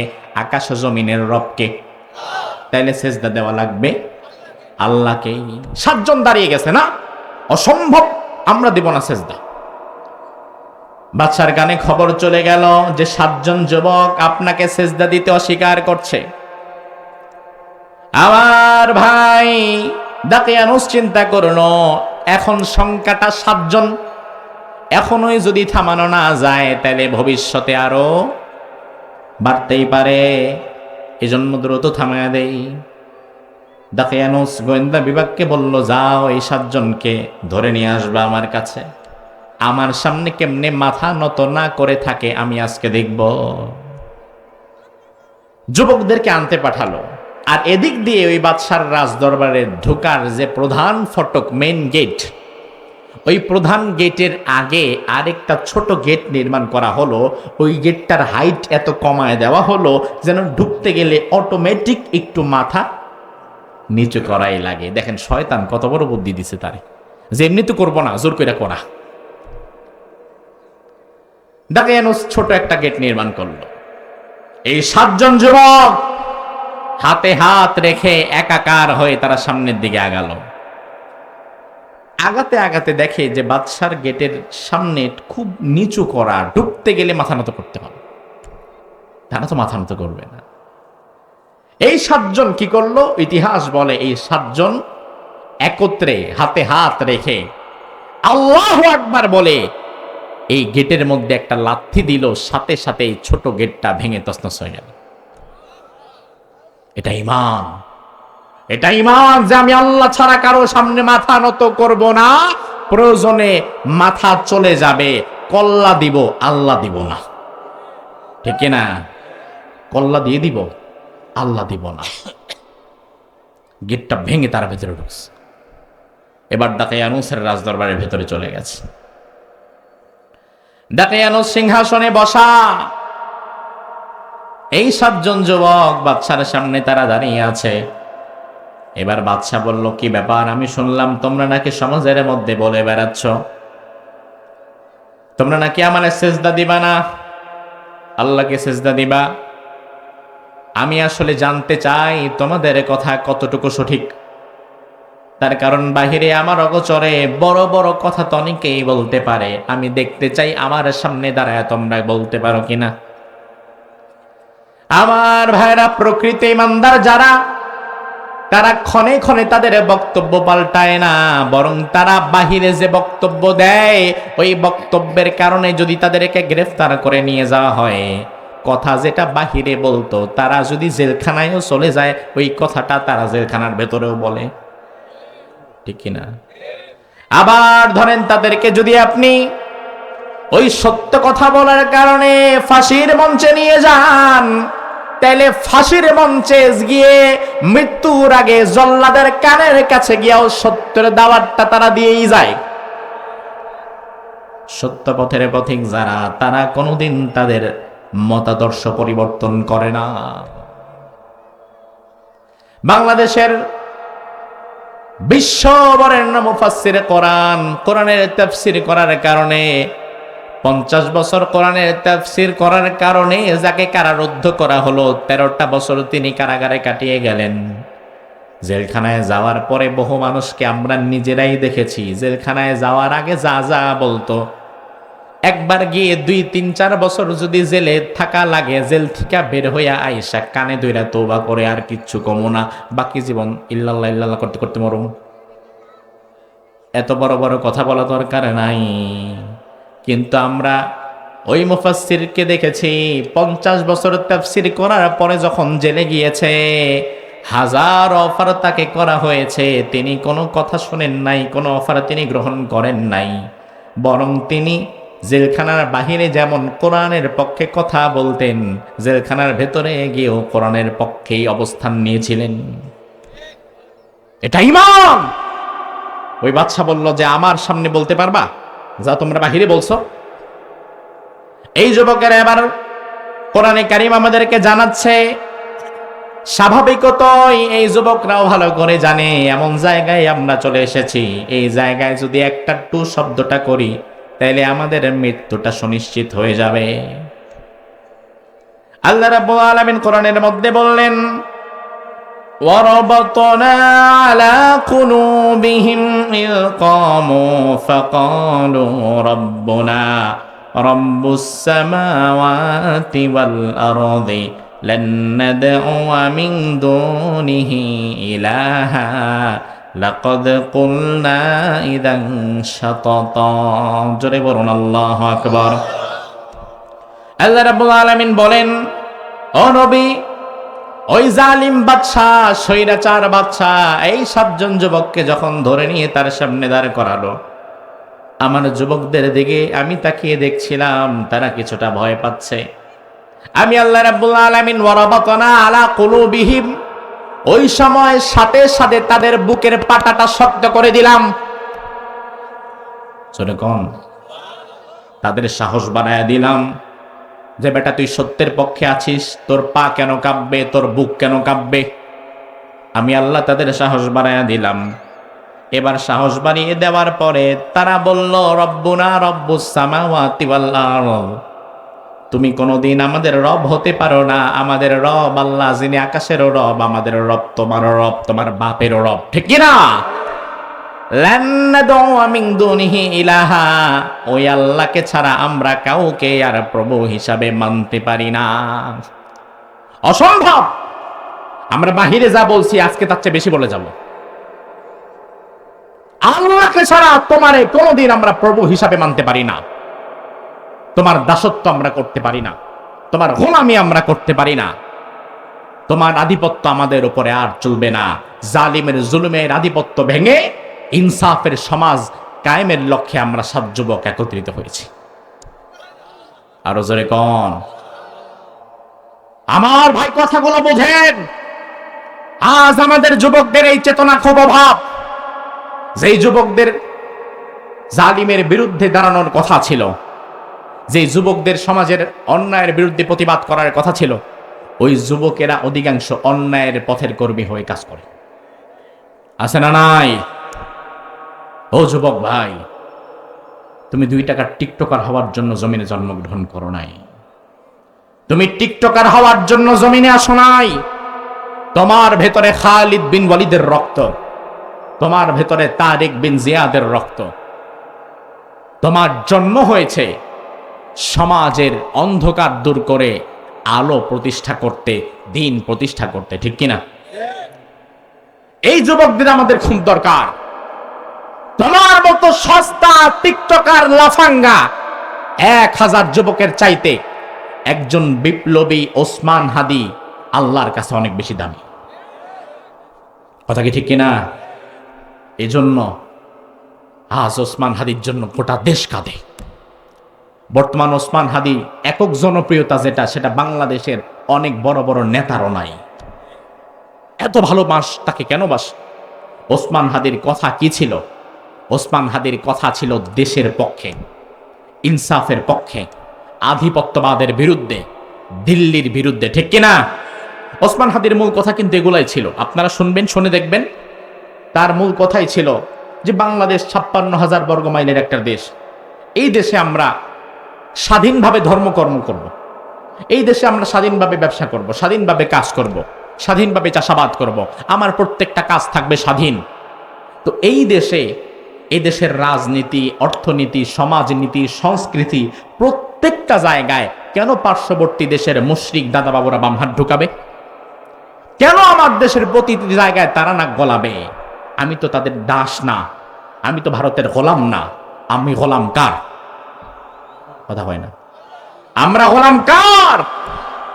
এই দিল্লির বিরুদ্ধে কথা বলতো ওসমান হাদি, ভারতীয় আধিপত্যবাদের বিরুদ্ধে, যে আমার মাথার উপরে আমি দিল্লির কালো ছায়া আর দেখতে চাই না। এই জন্য প্রকাশ্য দিবালোকে দুনিয়া থেকে তাকে বিদায় করে দেওয়া হলো। আমার ভাই, আজকে একটা কথা বলি, যদিও হয়তো নিজের বিরুদ্ধে যাবে, তারপরেও বলে যাই আপনাদেরকে, নিজের মানুষ মনে করে। আমি মাঝে মাঝে চিন্তা করি, একা একা ভাবি, আমি চিন্তা করি আল্লাহ, আমার মতো অনেক টুপিওয়ালা দাড়িওয়ালার চাইতে ইমান, তাকওয়া এবং দেশপ্রেমের প্রশ্নে হয়তো ওসমান হাদি এগিয়ে গেছিল। কথা কি ঠিক কিনা? দেশপ্রেমের প্রশ্নে, ইমানের প্রশ্নে, সাহসিকতার প্রশ্নে ওই যুবক ছেলেটি এগিয়েছিল। এই বাজারে কিন্তু ভাই মানুষ খুন করতে বেশি কিছু লাগে না। গাঁজাখোর, নেশাখোর এমন কাউকে যদি আপনি 10,000 টাকা ধরাই দিয়েছেন রাত্রেবেলা, 10,000 টাকা দিলাম, মুরব্বী বাবাজি যখন ঈশান নামাজ পড়ে বাড়ির দিকে যাবে, তার পেটের ভিতরে একটা ছুরি ঢোকায় দিবা। ওই গাঁজাখোর, নেশাখোর 10,000 টাকার লোভেও একজন ভালো মানুষকে মেরে ফেলতে পারে, পারে না? পারে কিনা? যেই বাজারে 10,000 টাকা দিলে মানুষ মারা যায়, ওই বাজারে ওসমান হাদিকে মারার জন্য ব্যয় করা হলো 219 কোটি টাকা। 219 কোটি। দিনাজপুরের ভাইয়েরা, ঘাটে বুদ্ধি থাকলে বুঝে নেওয়া লাগবে, যেই বাজারে 10,000 টাকা দিলে মানুষ মারা যায়, ওই বাজারে যদি কাউকে মারার জন্য 219 কোটি টাকার বিগ বাজেট হয়, তখন বুঝতে হবে খেলা ন্যাশনাল লেভেলে না, খেলা চলে গেছিল ইন্টারন্যাশনাল লেভেলে। মুশরিক দাদা বাবুরা হিসাব করে দেখেছে, ভারতের মুশরিকরা হিসাব কষে দেখেছে, ওসমান হাদি যে মানসিকতা লালন করছে, ইনসাফের পক্ষে, দেশের পক্ষে, আধিপত্যবাদের বিরুদ্ধে যে মানসিকতা নিয়ে আগাচ্ছে, এই মানসিকতা যদি এখন বন্ধ করা না যায়, আর ওসমান হাদির এই মানসিকতা যদি এই অঞ্চলের, এই দেশের আরো কিছু যুবকদের মধ্যে একবার ঢুকে যায়, তাহলে আগামীর বাংলাদেশের যুব সমাজ, আগামীর বাংলাদেশের তরুণেরা ভারতকে বৃদ্ধাঙ্গুলি দেখাবে। এই জন্য দিল্লির প্রভুরা ভালো করে হিসাব কষে দেখেছে যে বাংলাদেশকে দিল্লির কালো ছায়া মুক্ত করা যাবে না, প্রয়োজনে ওসমান হাদির মতো আরো কিছু মানুষকে শহীদ করে দিতে হবে। আমার ভাইরা, আজ আপনাদেরকে সাক্ষ্য দেওয়া লাগবে, দেশের প্রশ্নে থাকতে গেলে, ইমানের পক্ষে থাকতে গেলে, ইনসাফের পক্ষে থাকতে গেলে, যদি ওসমান হাদির মতো গুলি খাওয়া লাগে, শাহাদাত বরণ করা লাগে, তবু আমরা ইমানের পক্ষে থাকবো, দেশের পক্ষে থাকবো, ইনসাফের পক্ষে থাকবো। কারা কারা থাকবা? তুই হাত তুলে আল্লাহর দেখা।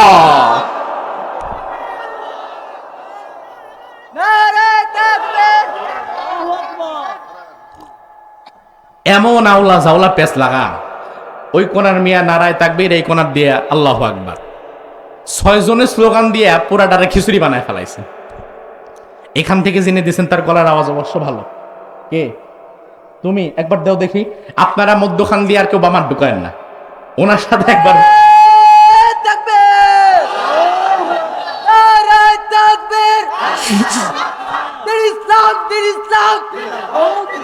জিন্দাবাদ জিন্দাবাদ। কোরআনের শত্রুরা, আলেমালামের শত্রুরা। শোনেন, এখন আবার স্লোগান নতুন ধরতে হবে তো, এখন নতুন স্লোগান ধরতে হবে। দেশের পক্ষে থাকা লাগবে, দিল্লি না ঢাকা। কোনটা? দিল্লি না ঢাকা, গোলামি না আজাদি। এই 56,000 বর্গ মাইলের ইমানদারেরা আর কোনোদিন কারো গোলামি করবে না, ঠিক কিনা মুসলমান?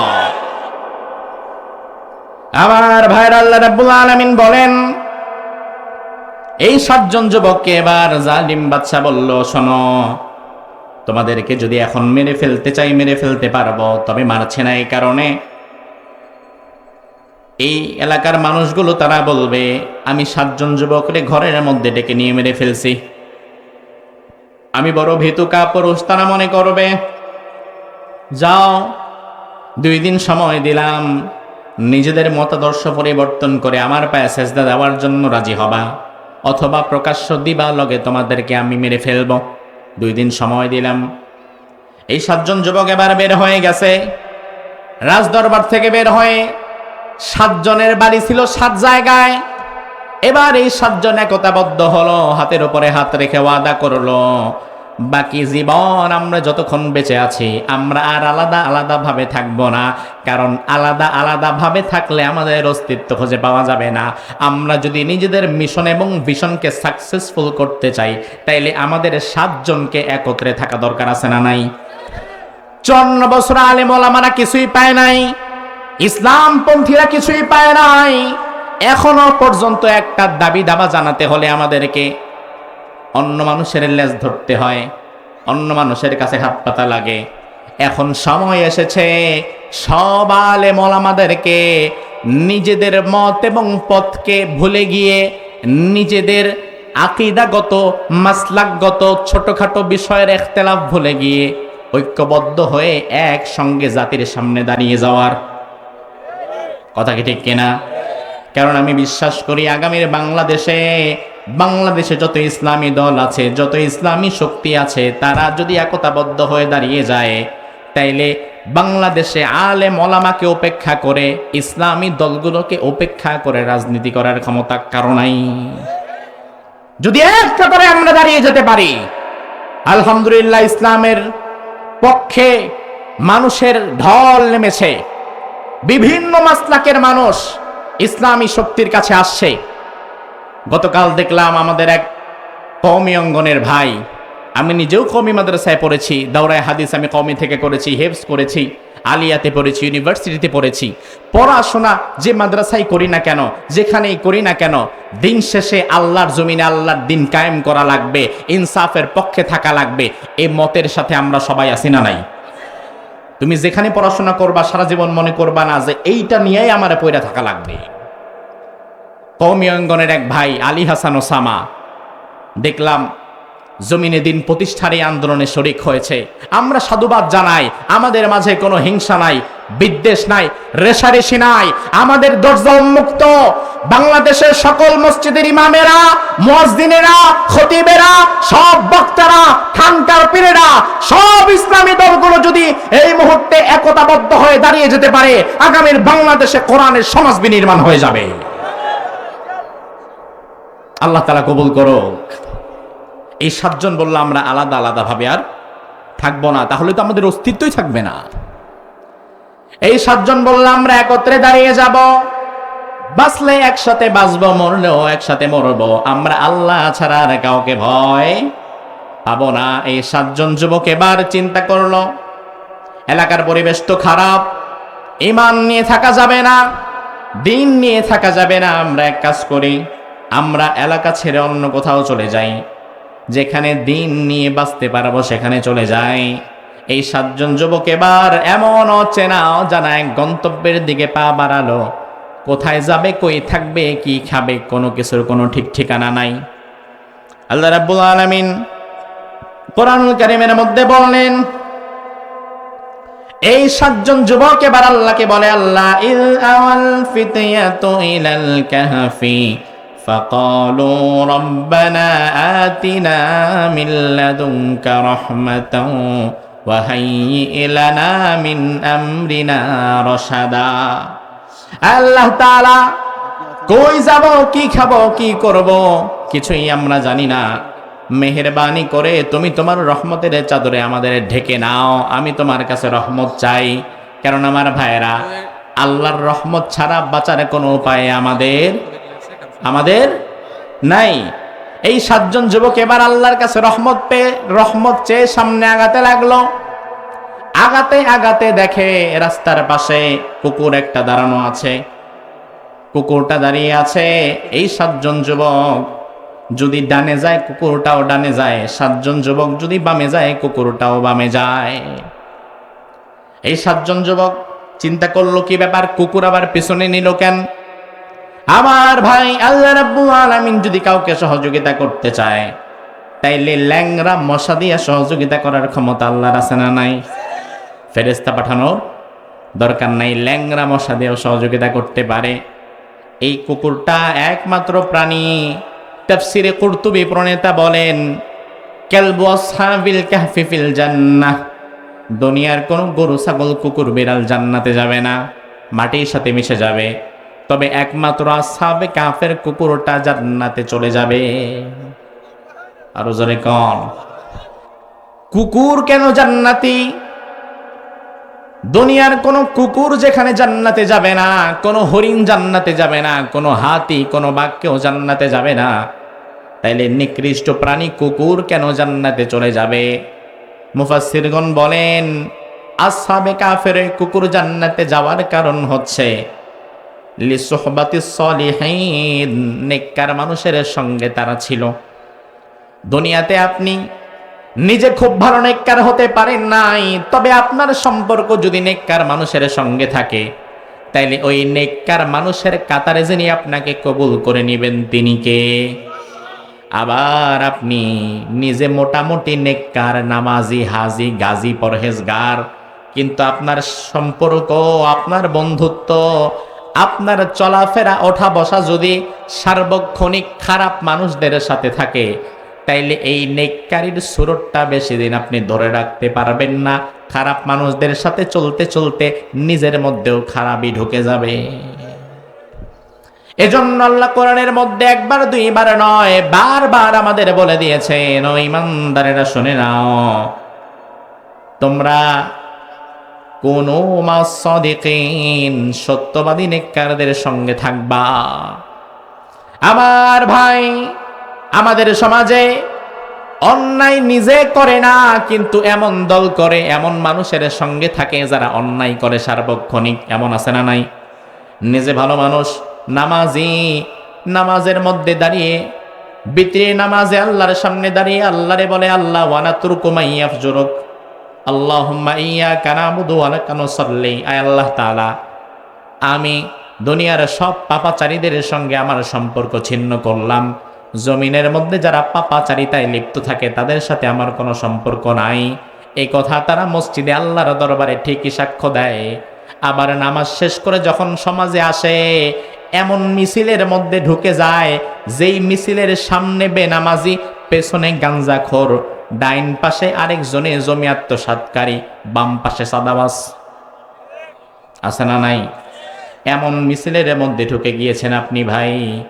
আপনি যত সময় মসজিদে ছিলেন আপনার সম্পর্ক ছিল নামাজওয়ালাদের সাথে, কিন্তু আপনি এমন মিছিলে ঢুকে গেছেন যেই মিছিলে নামাজওয়ালা একজনও আর নাই, যেই মিছিলে আল্লাহওয়ালা নাই, ঈমানওয়ালা নাই, তাকওয়াওয়ালা নাই। আপনার উদাহরণ হয়ে গেছে ওই মিষ্টির মতো, যেই মিষ্টিটা দিনাজপুর সদরের ভালো কোনো মিষ্টির দোকানে 1000 টাকা কেজি, 1200 টাকা কেজি এমন সানা মিষ্টি আছে না নাই? একটা মিষ্টির দাম 100 টাকার উপরে পড়ে যায়, এমনও মিষ্টি আছে না নাই? আপনি সেখান থেকে একটা মিষ্টি নিলেন 100 টাকা দাম, ফ্রিজে করে খাবেন। এমন সময় মিষ্টিটা যদি ড্রেনের পানির ভেতরে পড়ে যায়, গোবরের মধ্যে পড়ে যায়, ড্রেনের পানির ভেতরে পড়ে যাওয়ার পরে ওই মিষ্টিটার দাম আছে আর কত? অথচ ওই মিষ্টিটার দোকানে থাকার সময় তার দাম আছে না নাই? 1000 টাকা কেজি মিষ্টি বাকি মিষ্টিদের সাথে থাকলে তার দামও অটুট থাকে, কিন্তু এই মিষ্টি আলাদা হয়ে যদি ড্রেনের পানির ভেতরে পড়ে যায়, গোবরের মধ্যে পড়ে যায়, তার যেমন দাম থাকে না। আপনি মসজিদে আল্লাহর পথে থাকেন, আল্লাহওয়ালাদের সাথে থাকেন, আপনার দামও অনেক বেশি থাকে। আপনি যখন সমাজে খারাপ মানুষদের সাথে মিশবেন, তাদের সঙ্গে একই কাতারে দাঁড়ায় স্লোগান দিবেন, আপনার দামও তো আর থাকে না। আমার ভাই, কথাগুলো বিবেকের মধ্যে নেওয়া লাগবে। এজন্য আল্লাহ রাব্বুল আলামিন বললেন, ঈমানদারের সঙ্গে হবা, ভালো মানুষের সঙ্গে থাকবা। ঈমানদারের সঙ্গে থাকলে লাভ আছে না নাই? ভালো মানুষের সঙ্গে থাকলে লাভ আছে না নাই? আমার ভাই ভালো করে বোঝেন, আপনি নিজে হয়তো ভালোভাবে নামাজ কালাম পড়তে পারছেন না, বা আপনার নিজের মধ্যে ঈমান আমলে কিছুটা ত্রুটি আছে, কিন্তু আপনার সম্পর্ক আলেমদের সাথে, আপনার সম্পর্ক বুজুর্গ মানুষদের সাথে, আপনার সম্পর্ক ঈমানওয়ালা তাকওয়াওয়ালা মুত্তাকি ঈমানদারদের সাথে, তাহলে যেটা হবে আপনি হয়ে যাবেন স্বর্ণকারের ওই স্বর্ণের বালির মতো। মেয়ের বিয়ে দিবেন, ছেলের বিয়ে দিবেন, স্বর্ণ কেনা দরকার। দিনাজপুর বাজারে চলে গেছেন স্বর্ণ কেনার জন্য, বর্তমান এক ভরি স্বর্ণের দাম 2 লাখ টাকার ওপরে চলে গেছে। আপনি এক ভরি স্বর্ণ নিলেন, 2.5 লক্ষ টাকা দাম নিয়ে এক ভরি স্বর্ণ আপনি কিনলেন। এখন এই এক ভরি স্বর্ণ ঠিক আছে কিনা এটা মাপার জন্য একটা নিক্তি পাল্লা আছে না নাই? মাপার জন্য নিক্তি পাল্লায় দেবে। নিক্তি পাল্লায় দেওয়ার পরে পরিমাপ করে এক ভরি ঠিক আপনারে বোঝায় দেবে। এবার আমার ভাই একটু লক্ষ্য করেন, এক ভরি স্বর্ণ ওজন দেওয়ার আগে স্বর্ণকার কিন্তু এই স্বর্ণটারে পানির মধ্যে চুবায় নাই। স্বর্ণকার এই স্বর্ণটা গ্লাস থেকে বের করে আপনাকে নিক্তির উপরে ওজন করে দিয়ে দিয়েছে, অথচ এই স্বর্ণের গায়ে জলীয় বাষ্প লেগে আছে। এই স্বর্ণের গায়ে ক্ষুদ্রাতি ক্ষুদ্র ধুলাবালি লেগে আছে, যেই ধুলাবালি খালি চোখে দেখা যায় না। মাইক্রোস্কোপ ধরলে দেখবেন স্বর্ণের গায়ে কত ময়লা, কত ধুলাবালি। যেই ধুলাবালি, যেই ময়লার কোনো দাম আপনার কাছে নাই, আপনি ঝাড়ু দিয়ে ফালায়া দেন, কিন্তু এই ধুলাবালিগুলো বড় চালাক, তারা স্বর্ণের গায়ের সাথে লেগেছিল। এই জন্য স্বর্ণ যখন 2.5 লাখ টাকা বিক্রি হয়েছে, ওই ধুলাবালির দামও তখন 2.5 লাখ টাকা হয়ে গেছে। অথচ ধুলাবালি থেকে যদি স্বর্ণকে আলাদা করেন, এরপরে ধুলাবালির দাম আলাদা ভাবে আর নাই। এজন্য আমার ভাই, আসহাবে কাফের কুকুরটা জান্নাতে কেন যাবে? তার কারণ হচ্ছে লিসুহবাতি, তারা ভালো মানুষের সাথে ছিল। লিসুহবাতি সলিহিন, তারা নেককার সালেহিনদের সাথে ছিল। আল্লাহ তাআলা আমাদের সকলকে নেককারদের কাতারে কবুল করুক। আরো জোরে কন এবার আল্লাহ রাব্বুল আলামিন তাদের ব্যাপারে বললেন, সামনে যেতে যেতেই 7 জন যুবক আর একটা কুকুর, তারা পাহাড়ের নিচে একটা গর্ত দেখতে পেল। গর্ত দেখার পরে তারা ওই গর্তের ভেতরে ঢুকে গেল। তারা চিন্তা করলো, আমরা ক্লান্ত হয়ে গেছি, এই গর্তের ভেতরে ঢুকে একটু বিশ্রাম নেই, কালকে আবার পথ চলা শুরু করব। গর্তের ভেতরে ঢুকে তারা ঘুমিয়ে গেল। 7 জন যুবক ভেতরে ঢুকলো, কুকুরটা আর ঢুকলো না। কুকুরটা বাহিরে গেটের সামনে পাহারাদারের মতো পা 2টা সামনের দিকে দিয়ে বসে পড়ল। সুবহানাল্লাহ করলেন না? কুকুরটাই মূলত আল্লাহ তাআলা তাদের সিকিউরিটি গার্ড বানিয়ে দিয়েছিলেন। সিকিউরিটি গার্ড বানায় দিছে। এখনো আমাদের বিভিন্ন বাসা বাড়িতে কুকুর আছে না? কিচ্ছু লাগবে না, একটু মাঝে মাঝে খাবার টাবার দিন, বিনা বেতনে আপনার বাড়ি পাহারা দিবে। আমার ভাই, এবার আল্লাহ রাব্বুল আলামিন কোরআনের মধ্যে বললেন, فضربنا على آذانهم في الكهف سنين عددا। আমি আল্লাহ রাব্বুল আলামিন তাদেরকে ঘুম পাড়িয়ে দিলাম, জনমের মতো ঘুম, এমন ঘুম পাড়িয়ে দিলাম। দুনিয়ার মানুষ যখন ঘুমায় তার চোখ বন্ধ করে ঘুমায়, কান বন্ধ করে না। এই জন্য আপনি খুব মজবুত ঘুম দিয়েছেন। রাত বাজে 1:30 2টা, মাথার কাছে যদি মোবাইল থাকে, কয়েকবার যদি কল হয়, রিংটং বাজে, তাইলে ঘুমটা ভেঙে যায়। কারণ কি? তার কারণ আমার কান তো ঘুমায় নাই। আজকের বিজ্ঞান বলে দুনিয়ার মানুষ ঘুমিয়ে গেলে সব অঙ্গ প্রত্যঙ্গ ঘুমিয়ে যায়, যেটা ঘুমায় না সেইটার নাম কান। ওটার নাম কি? কারণ কানটাও যদি ঘুমায়া যাইতো, তাইলে মাথার কাছে বোমা ফাটলেও আপনি শুনতেন না, ঘুমও ভাঙতো না। আল্লাহ রাব্বুল আলামিন বলেন, এই 7 যুবক যখন এই গুহার মধ্যে গিয়ে ঘুমিয়ে গিয়েছে, আমি আল্লাহ তাআলা তাদের কানের মধ্যে পর্দা ফেলে দিয়ে তাদের কানটারেও ঘুম পাড়ায় দিলাম। আরো জোরে কম। রব্বুল আলামিন বলেন, এবার আর তাদের ঘুম ভাঙে না। 1 দিন 2 দিন 4-5 দিন চলে যায়, তাদের কোনো ঘুম আর ভাঙে না। আবার তাদের গুহার মুখে সূর্য উঠে যেন তাদেরকে ডিস্টার্ব করতে না পারে, আমি আল্লাহ রাব্বুল আলামিন সূর্যটারেও কি করলাম? রব্বুল আলামিন বলেন, ওয়া তারাশ শামসা ইযা তালাত يتزاوروا عن كهفهم ذات اليمين وإذا غربت تقرضهم ذات الشمال وهم في فجوة منه। সূর্য উঠলে তাদের চেহারায় আলো পড়বে, ঘুমে কষ্ট হবে, ঘুম ভেঙে যাবে।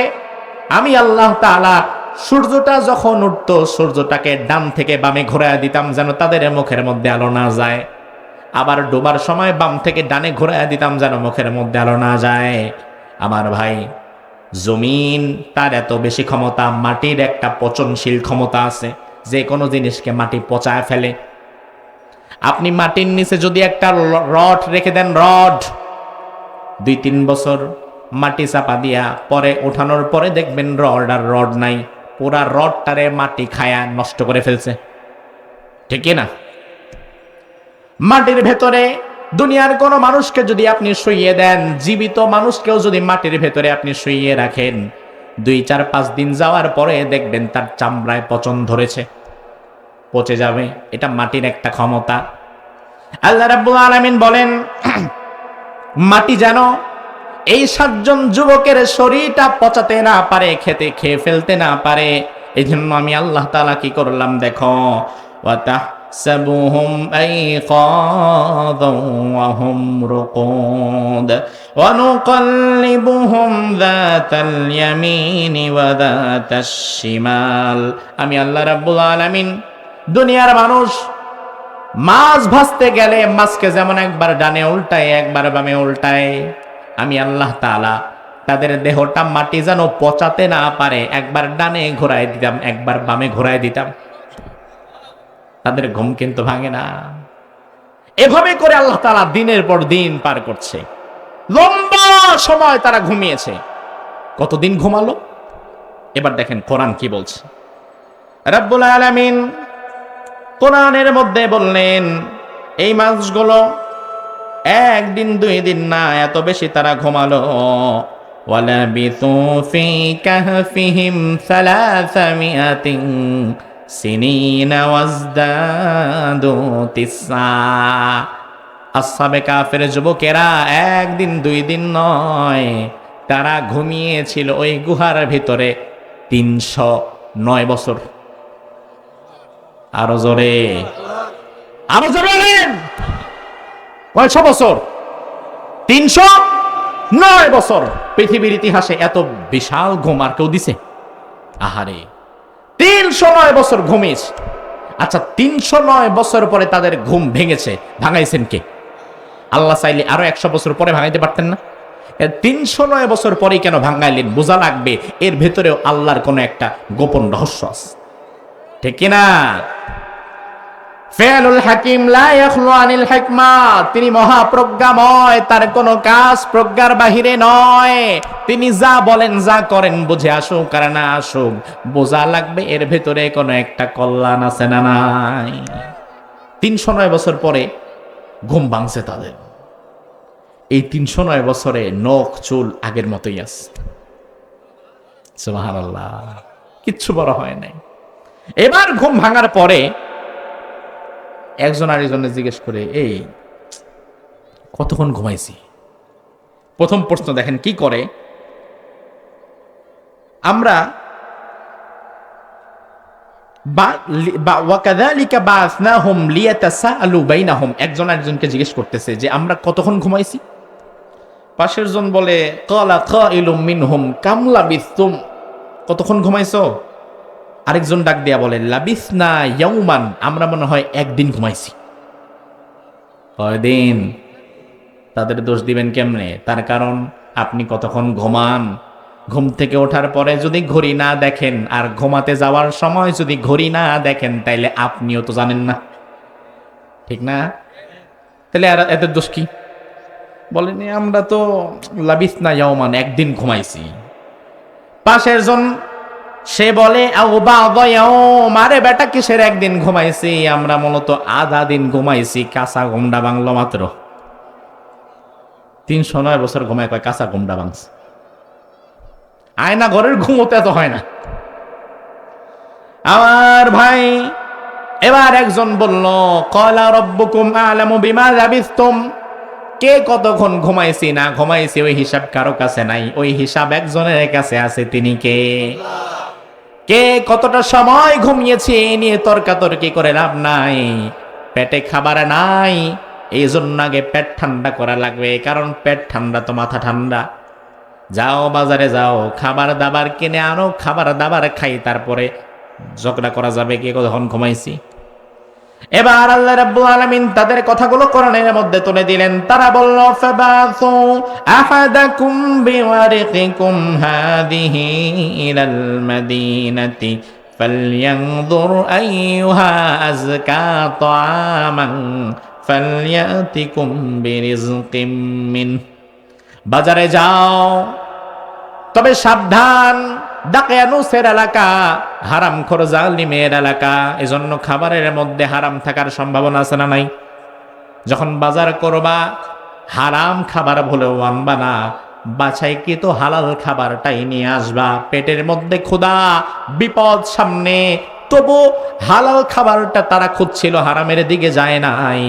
আর এই জাতির বহু মানুষ অভাবের তাড়নায় না, তারা হারাম খায় মূলত তাদের স্বভাবের কারণে। আছে না নাই? সুদ খাওয়ার কোনো দরকারই এখন নাই, তবু সুদ খাওয়া এখন তার অভ্যাস হয়ে গেছে, স্বভাব হয়ে গেছে। এবার একজন আড়ালে আবডালে চেহারা টেহারা ঢেকে, কারণ দাকিয়ানুসের এলাকা, বের হইলেই বিপদ, দেখবে ধরে নিয়ে চলে যাবে। আবার চেহারা টেহারা ঢেকে একদম লুকোচুরি করে বাজারে গেছে। যাওয়ার সময় কি রে, এদিক দিয়ে না রাতে আসার সময় গাছ দেখছিলাম, এদিক দিয়ে নদী হয়ে গেছে। আচ্ছা, এখানে না বাড়ি ঘর ছিল, এখানে দেখি পাহাড় হয়ে গেছে। কারণ ৩০৯ বছর পরে দুনিয়ার চিত্র কি আর আগের মতো থাকে? ২০২৬ সাল, চিত্রটা আজকে আপনাদের এলাকায় এরকম, দিনাজপুরের চিত্রটা এরকম। বেশি না, ১০০ বছর আগে যান, ১৯২৬ সাল, দিনাজপুরে ৪তলা ৫তলা একটা বিল্ডিংও ছিল। ১০০ বছরের ব্যবধানে কত খাল বিল শুকায়া ওখানে বাড়ি হয়ে গেছে, আছে না নাই? আবার নতুন কত খাল বিল তৈরি হয়ে যাচ্ছে। তাহলে ১০০ বছরের ব্যবধানে যদি এত পরিবর্তন হয়, ৩০৯ বছরে গোটা দুনিয়ার পরিবর্তন হয়ে গেছে। তারা তো আর জানে, সেদিন ধরো হয়তো পেটে খোদা টোদা লাগছে, তো কি না কি দেখি আল্লাহ জানে। যাক, আগে খাবার দাবার নিয়ে আসে। দোকানে গেছে, দোকান থেকে খাবার কিনে দোকানদারকে টাকা দিয়েছে। দোকানদার টাকাটা হাতের মধ্যে নিয়ে একবার টাকার দিকে তাকায়, একবার তার চেহারার দিকে তাকায়, কি ব্যাপার? ওই লোক মনে মনে চিন্তা করতেছে, সর্বনাশ, এই দোকানদারি বোধহয় দাকিয়ানুসের লোক, জালিমের লোক, আমাদেরকে চিনে ফেলাইছে, এবার কাহিনী শেষ। আর দোকানদার চিন্তা করতেছে যে এটা কি টাকা, এই টাকা তো আমার বাপেও দেখে নেই।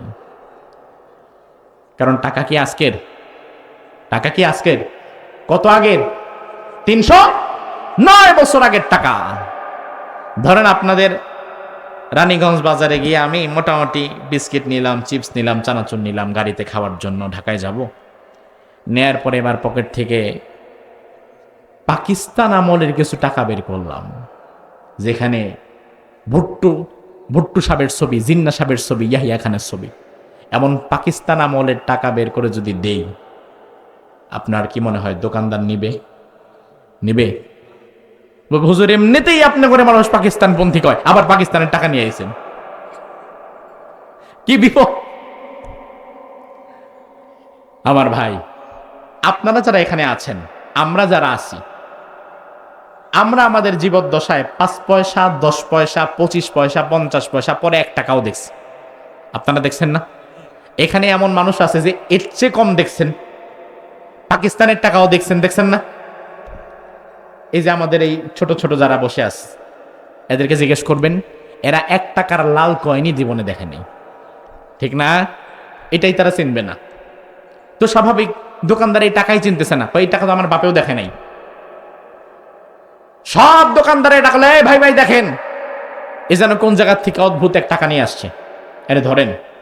সে মনে করছে সর্বনাশ, আজকে দাকিয়ানুসের পাল্লায় আমি পড়ছি। তাকে ধরা হলো, রাজ দরবারের রাজাকে খবর দেয়া হলো। আল্লাহর রহমতে ৩০৯ বছর পরে ওই এলাকার যিনি বাদশাহ ছিলেন, তিনি জালিম স্বৈরাচার ছিলেন না, তিনি ছিলেন ইমানদার বাদশাহ। তার মানে কি, তার মানে জালিম স্বৈরাচার আর জুলুমের আধিপত্য সারা জীবন টিকে থাকে না। জালিমের বিদায় হওয়ার পরে একদিন ইসলামপন্থী মানুষ ক্ষমতায় আসে। ৩০৯ বছর পরে রোম সাম্রাজ্যের বাদশাহ যিনি, তিনি ইমানদার বাদশাহ, তার কাছে নিয়ে যাওয়া হলো এই যুবককে। বাদশাহ বলল, তোমার সাথে কি আরো কেউ আছে? কারণ তোমার একা থাকার কথা না, তোমার সাথে আরো 6 জন, তোমরা মোট 7 জন থাকার কথা। বলে, আপনি জানেন কেমনে? পরে দেখো, আমরা দিনের পর দিন ইতিহাসে পড়ে এসেছি, দাকিয়ানুসের কাছ থেকে 7 জন ইমানদার যুবক উধাও হয়ে গেছিল, সাথে নাকি একটা কুকুরও ছিল। আমরা এটা বইয়ের পাতায় পড়ে এসেছি। তারা কোথায় গেছে, কি করছে, বেঁচে আছে না মরে গেছে, আমরা কিছুই জানতাম না। আমরা শুধু বইয়ের পাতায় এগুলা পড়ে এসেছি। আর আজ তুমি যেই পয়সা নিয়ে এসেছো আর যে কথা বলছো, তোমার কথার ধরন আর পয়সা থেকে আমার নিশ্চিত বিশ্বাস তুমি ওই 7 জনেরই একজন হবা। সে নিজে অবাক যে আমরা ৩০৯ বছর পরে আসছি দুনিয়াতে, এটা কোনো কথা? তার সাথে গিয়ে তার বাকি 6 জনকেও আনা হলো। তাদেরকে বললো, তোমরা ভয় পেও না, এটা দাকিয়ানুসের এলাকা হলেও দাকিয়ানুস এখন আর নাই। ও মরে ওর বংশধরেরা সাফ হয়ে এখন এই এলাকায় একজন ইমানদার বাদশা রয়েছে। এই 7 জন যুবককে বাদশা রাজদরবারে ডাকলো, মেহমানদারি করালো। এবার বাদশা রহস্যের উন্মোচন করলো। বাদশা বলল, দেখো, আল্লাহ চাইলে তোমাদের ঘুম আরো 100 বছর পরেও ভাঙাইতে পারতেন, বা কিয়ামতের আগে 2026 সালেও ভাঙাইতে পারতেন না। কিন্তু আমার রাজ্যে হঠাৎ কিছুদিন একটা ফিতনা ছড়ায় গেছে। ফিতনা হচ্ছে, একদল মানুষ তারা দাবি করছে কিয়ামতের ময়দানে আল্লাহ তাআলা শুধু রুহুটাকে দাঁড় করাবেন, আর দেহটা তো মাটির সাথে পচেই যাবে, দেহটাকে আল্লাহ দাঁড় করাতে পারবেন না। আর আরেক দল মানুষ তারা বলছে, না, কিয়ামতের ময়দানে আল্লাহ দেহ রুহু দুইটারই দাঁড় করাবেন, এই দুইটাকে দাঁড় করাবার ক্ষমতাকে আল্লাহর আছে না নাই? আর আরেক দল মানুষ বলছে যে না, মরে যাওয়ার পরে আবার মানুষ কেমনে জীবিত হয়, তারা এটা বিশ্বাসই করছে না। কিয়ামত যে হবে তারা বিশ্বাসই করতে চাচ্ছে না। আমি তো ইমানদার, এই ফিতনা আমি সহ্য করতে পারছি না। আমি দিনের পর দিন সিজদায় পড়ে আল্লাহর দরবারে কেঁদে কেঁদে কেঁদে কেঁদে বলছি, আল্লাহ মেহেরবানি করে এমন একটা ঘটনা তুমি ঘটায় দাও, এমন একটা বিষয় তুমি আমাদের সামনে উন্মোচন করে দাও যে বিষয়টা দেখার পর পরে এই ফিতনা আল্লাহ যে কিয়ামতের দিন জীবিত করতে পারবে, আল্লাহ যে আবার জিন্দা করতে পারে, কিয়ামত যে হবে, আল্লাহর সামনে যে দাঁড়াতে হবে, এমন বিশ্বাস যেন সবার মধ্যে ছড়িয়ে যায়। আমার দোয়ার কারণে আল্লাহ তাআলা ৩০৯ বছর পরে তোমাদের ঘুম ভেঙে দিয়ে দুনিয়ার মানুষকে বোঝায় দিলেন, মৃত্যুর পরে জিন্দা করার ক্ষমতাও আল্লাহর আবার আছে না নাই? আল্লাহ রাব্বুল আলামিন কোরআনুল কারীমে কথাটি এভাবে বললেন, ওয়া কাযালিকা আসারনাহুম লিয়াতাসাআলু বাইনাহুম ওয়া কাযালিকা আসারনা আলাইহিম লিয়ালামু আন্না ওয়াদাল্লাহি হাক্কুন ওয়া আন্নাস সাআতা লা রাইবা ফিহা। আমি আল্লাহ তাআলার ওয়াদা যে সত্য, ওয়া আন্নাস সাআতা লা রাইবা ফিহা, কিয়ামত যে হবে তার মধ্যে কোনো সন্দেহ নাই, এই কথা দুনিয়ার মানুষকে বিশ্বাস করাবার জন্য ওই 7 যুবকের ঘুম ভেঙে দিয়েছিলাম। আমার ভাই, এই যুবকদেরকে পরবর্তীতে তাদের ইন্তেকালের পরে একই সময় তারা আবার মরে যায়। তাদেরকে জর্ডানের একটি গুহার নিচে তাদেরকে কবর দেয়া হয়েছে, সেখানে একটা মসজিদ বানানো হয়েছে। রমজান তো আর 1 মাস পরেই, তাই না? আপনারা দোয়া করবেন, এই 1 মাস পরে রমজানে আমি মিশরে যাচ্ছি। মিশরের পাশে আরেক দেশ আছে জর্ডান, ওই জর্ডানে আসহাবে কাফের গুহা, সেখানেও আমার সফর রয়েছে। এই 2 দেশ আবার সফর করব, ফিলিস্তিনি ভাইদের জন্য কিছু কাজ আছে সেগুলো করব। তখন এই আসহাবে কাফের গুহা নিজ চোখে দেখে আসতে যেন পারি, আল্লাহ তৌফিক দান করুক, বলি আমিন। আমাদের যুবকদেরকে আল্লাহ তাআলা আসহাবে কাফের এই ঈমান দীপ্ত চেতনায় উজ্জীবিত হয়ে জীবনে ইনসাফের পক্ষে, ন্যায়ের পক্ষে টিকে থাকার তৌফিক দান করুক, আমরা পড়ি আমিন। হাযা মা ইনদি ওয়াল ইলমু ইনদাল্লাহ আলাইহি তাওয়াক্কালতু ওয়া ইলাইহি উনীব। আমরা ইনশাআল্লাহ মোনাজাত করে একসঙ্গে উঠে যাব ইনশাআল্লাহ।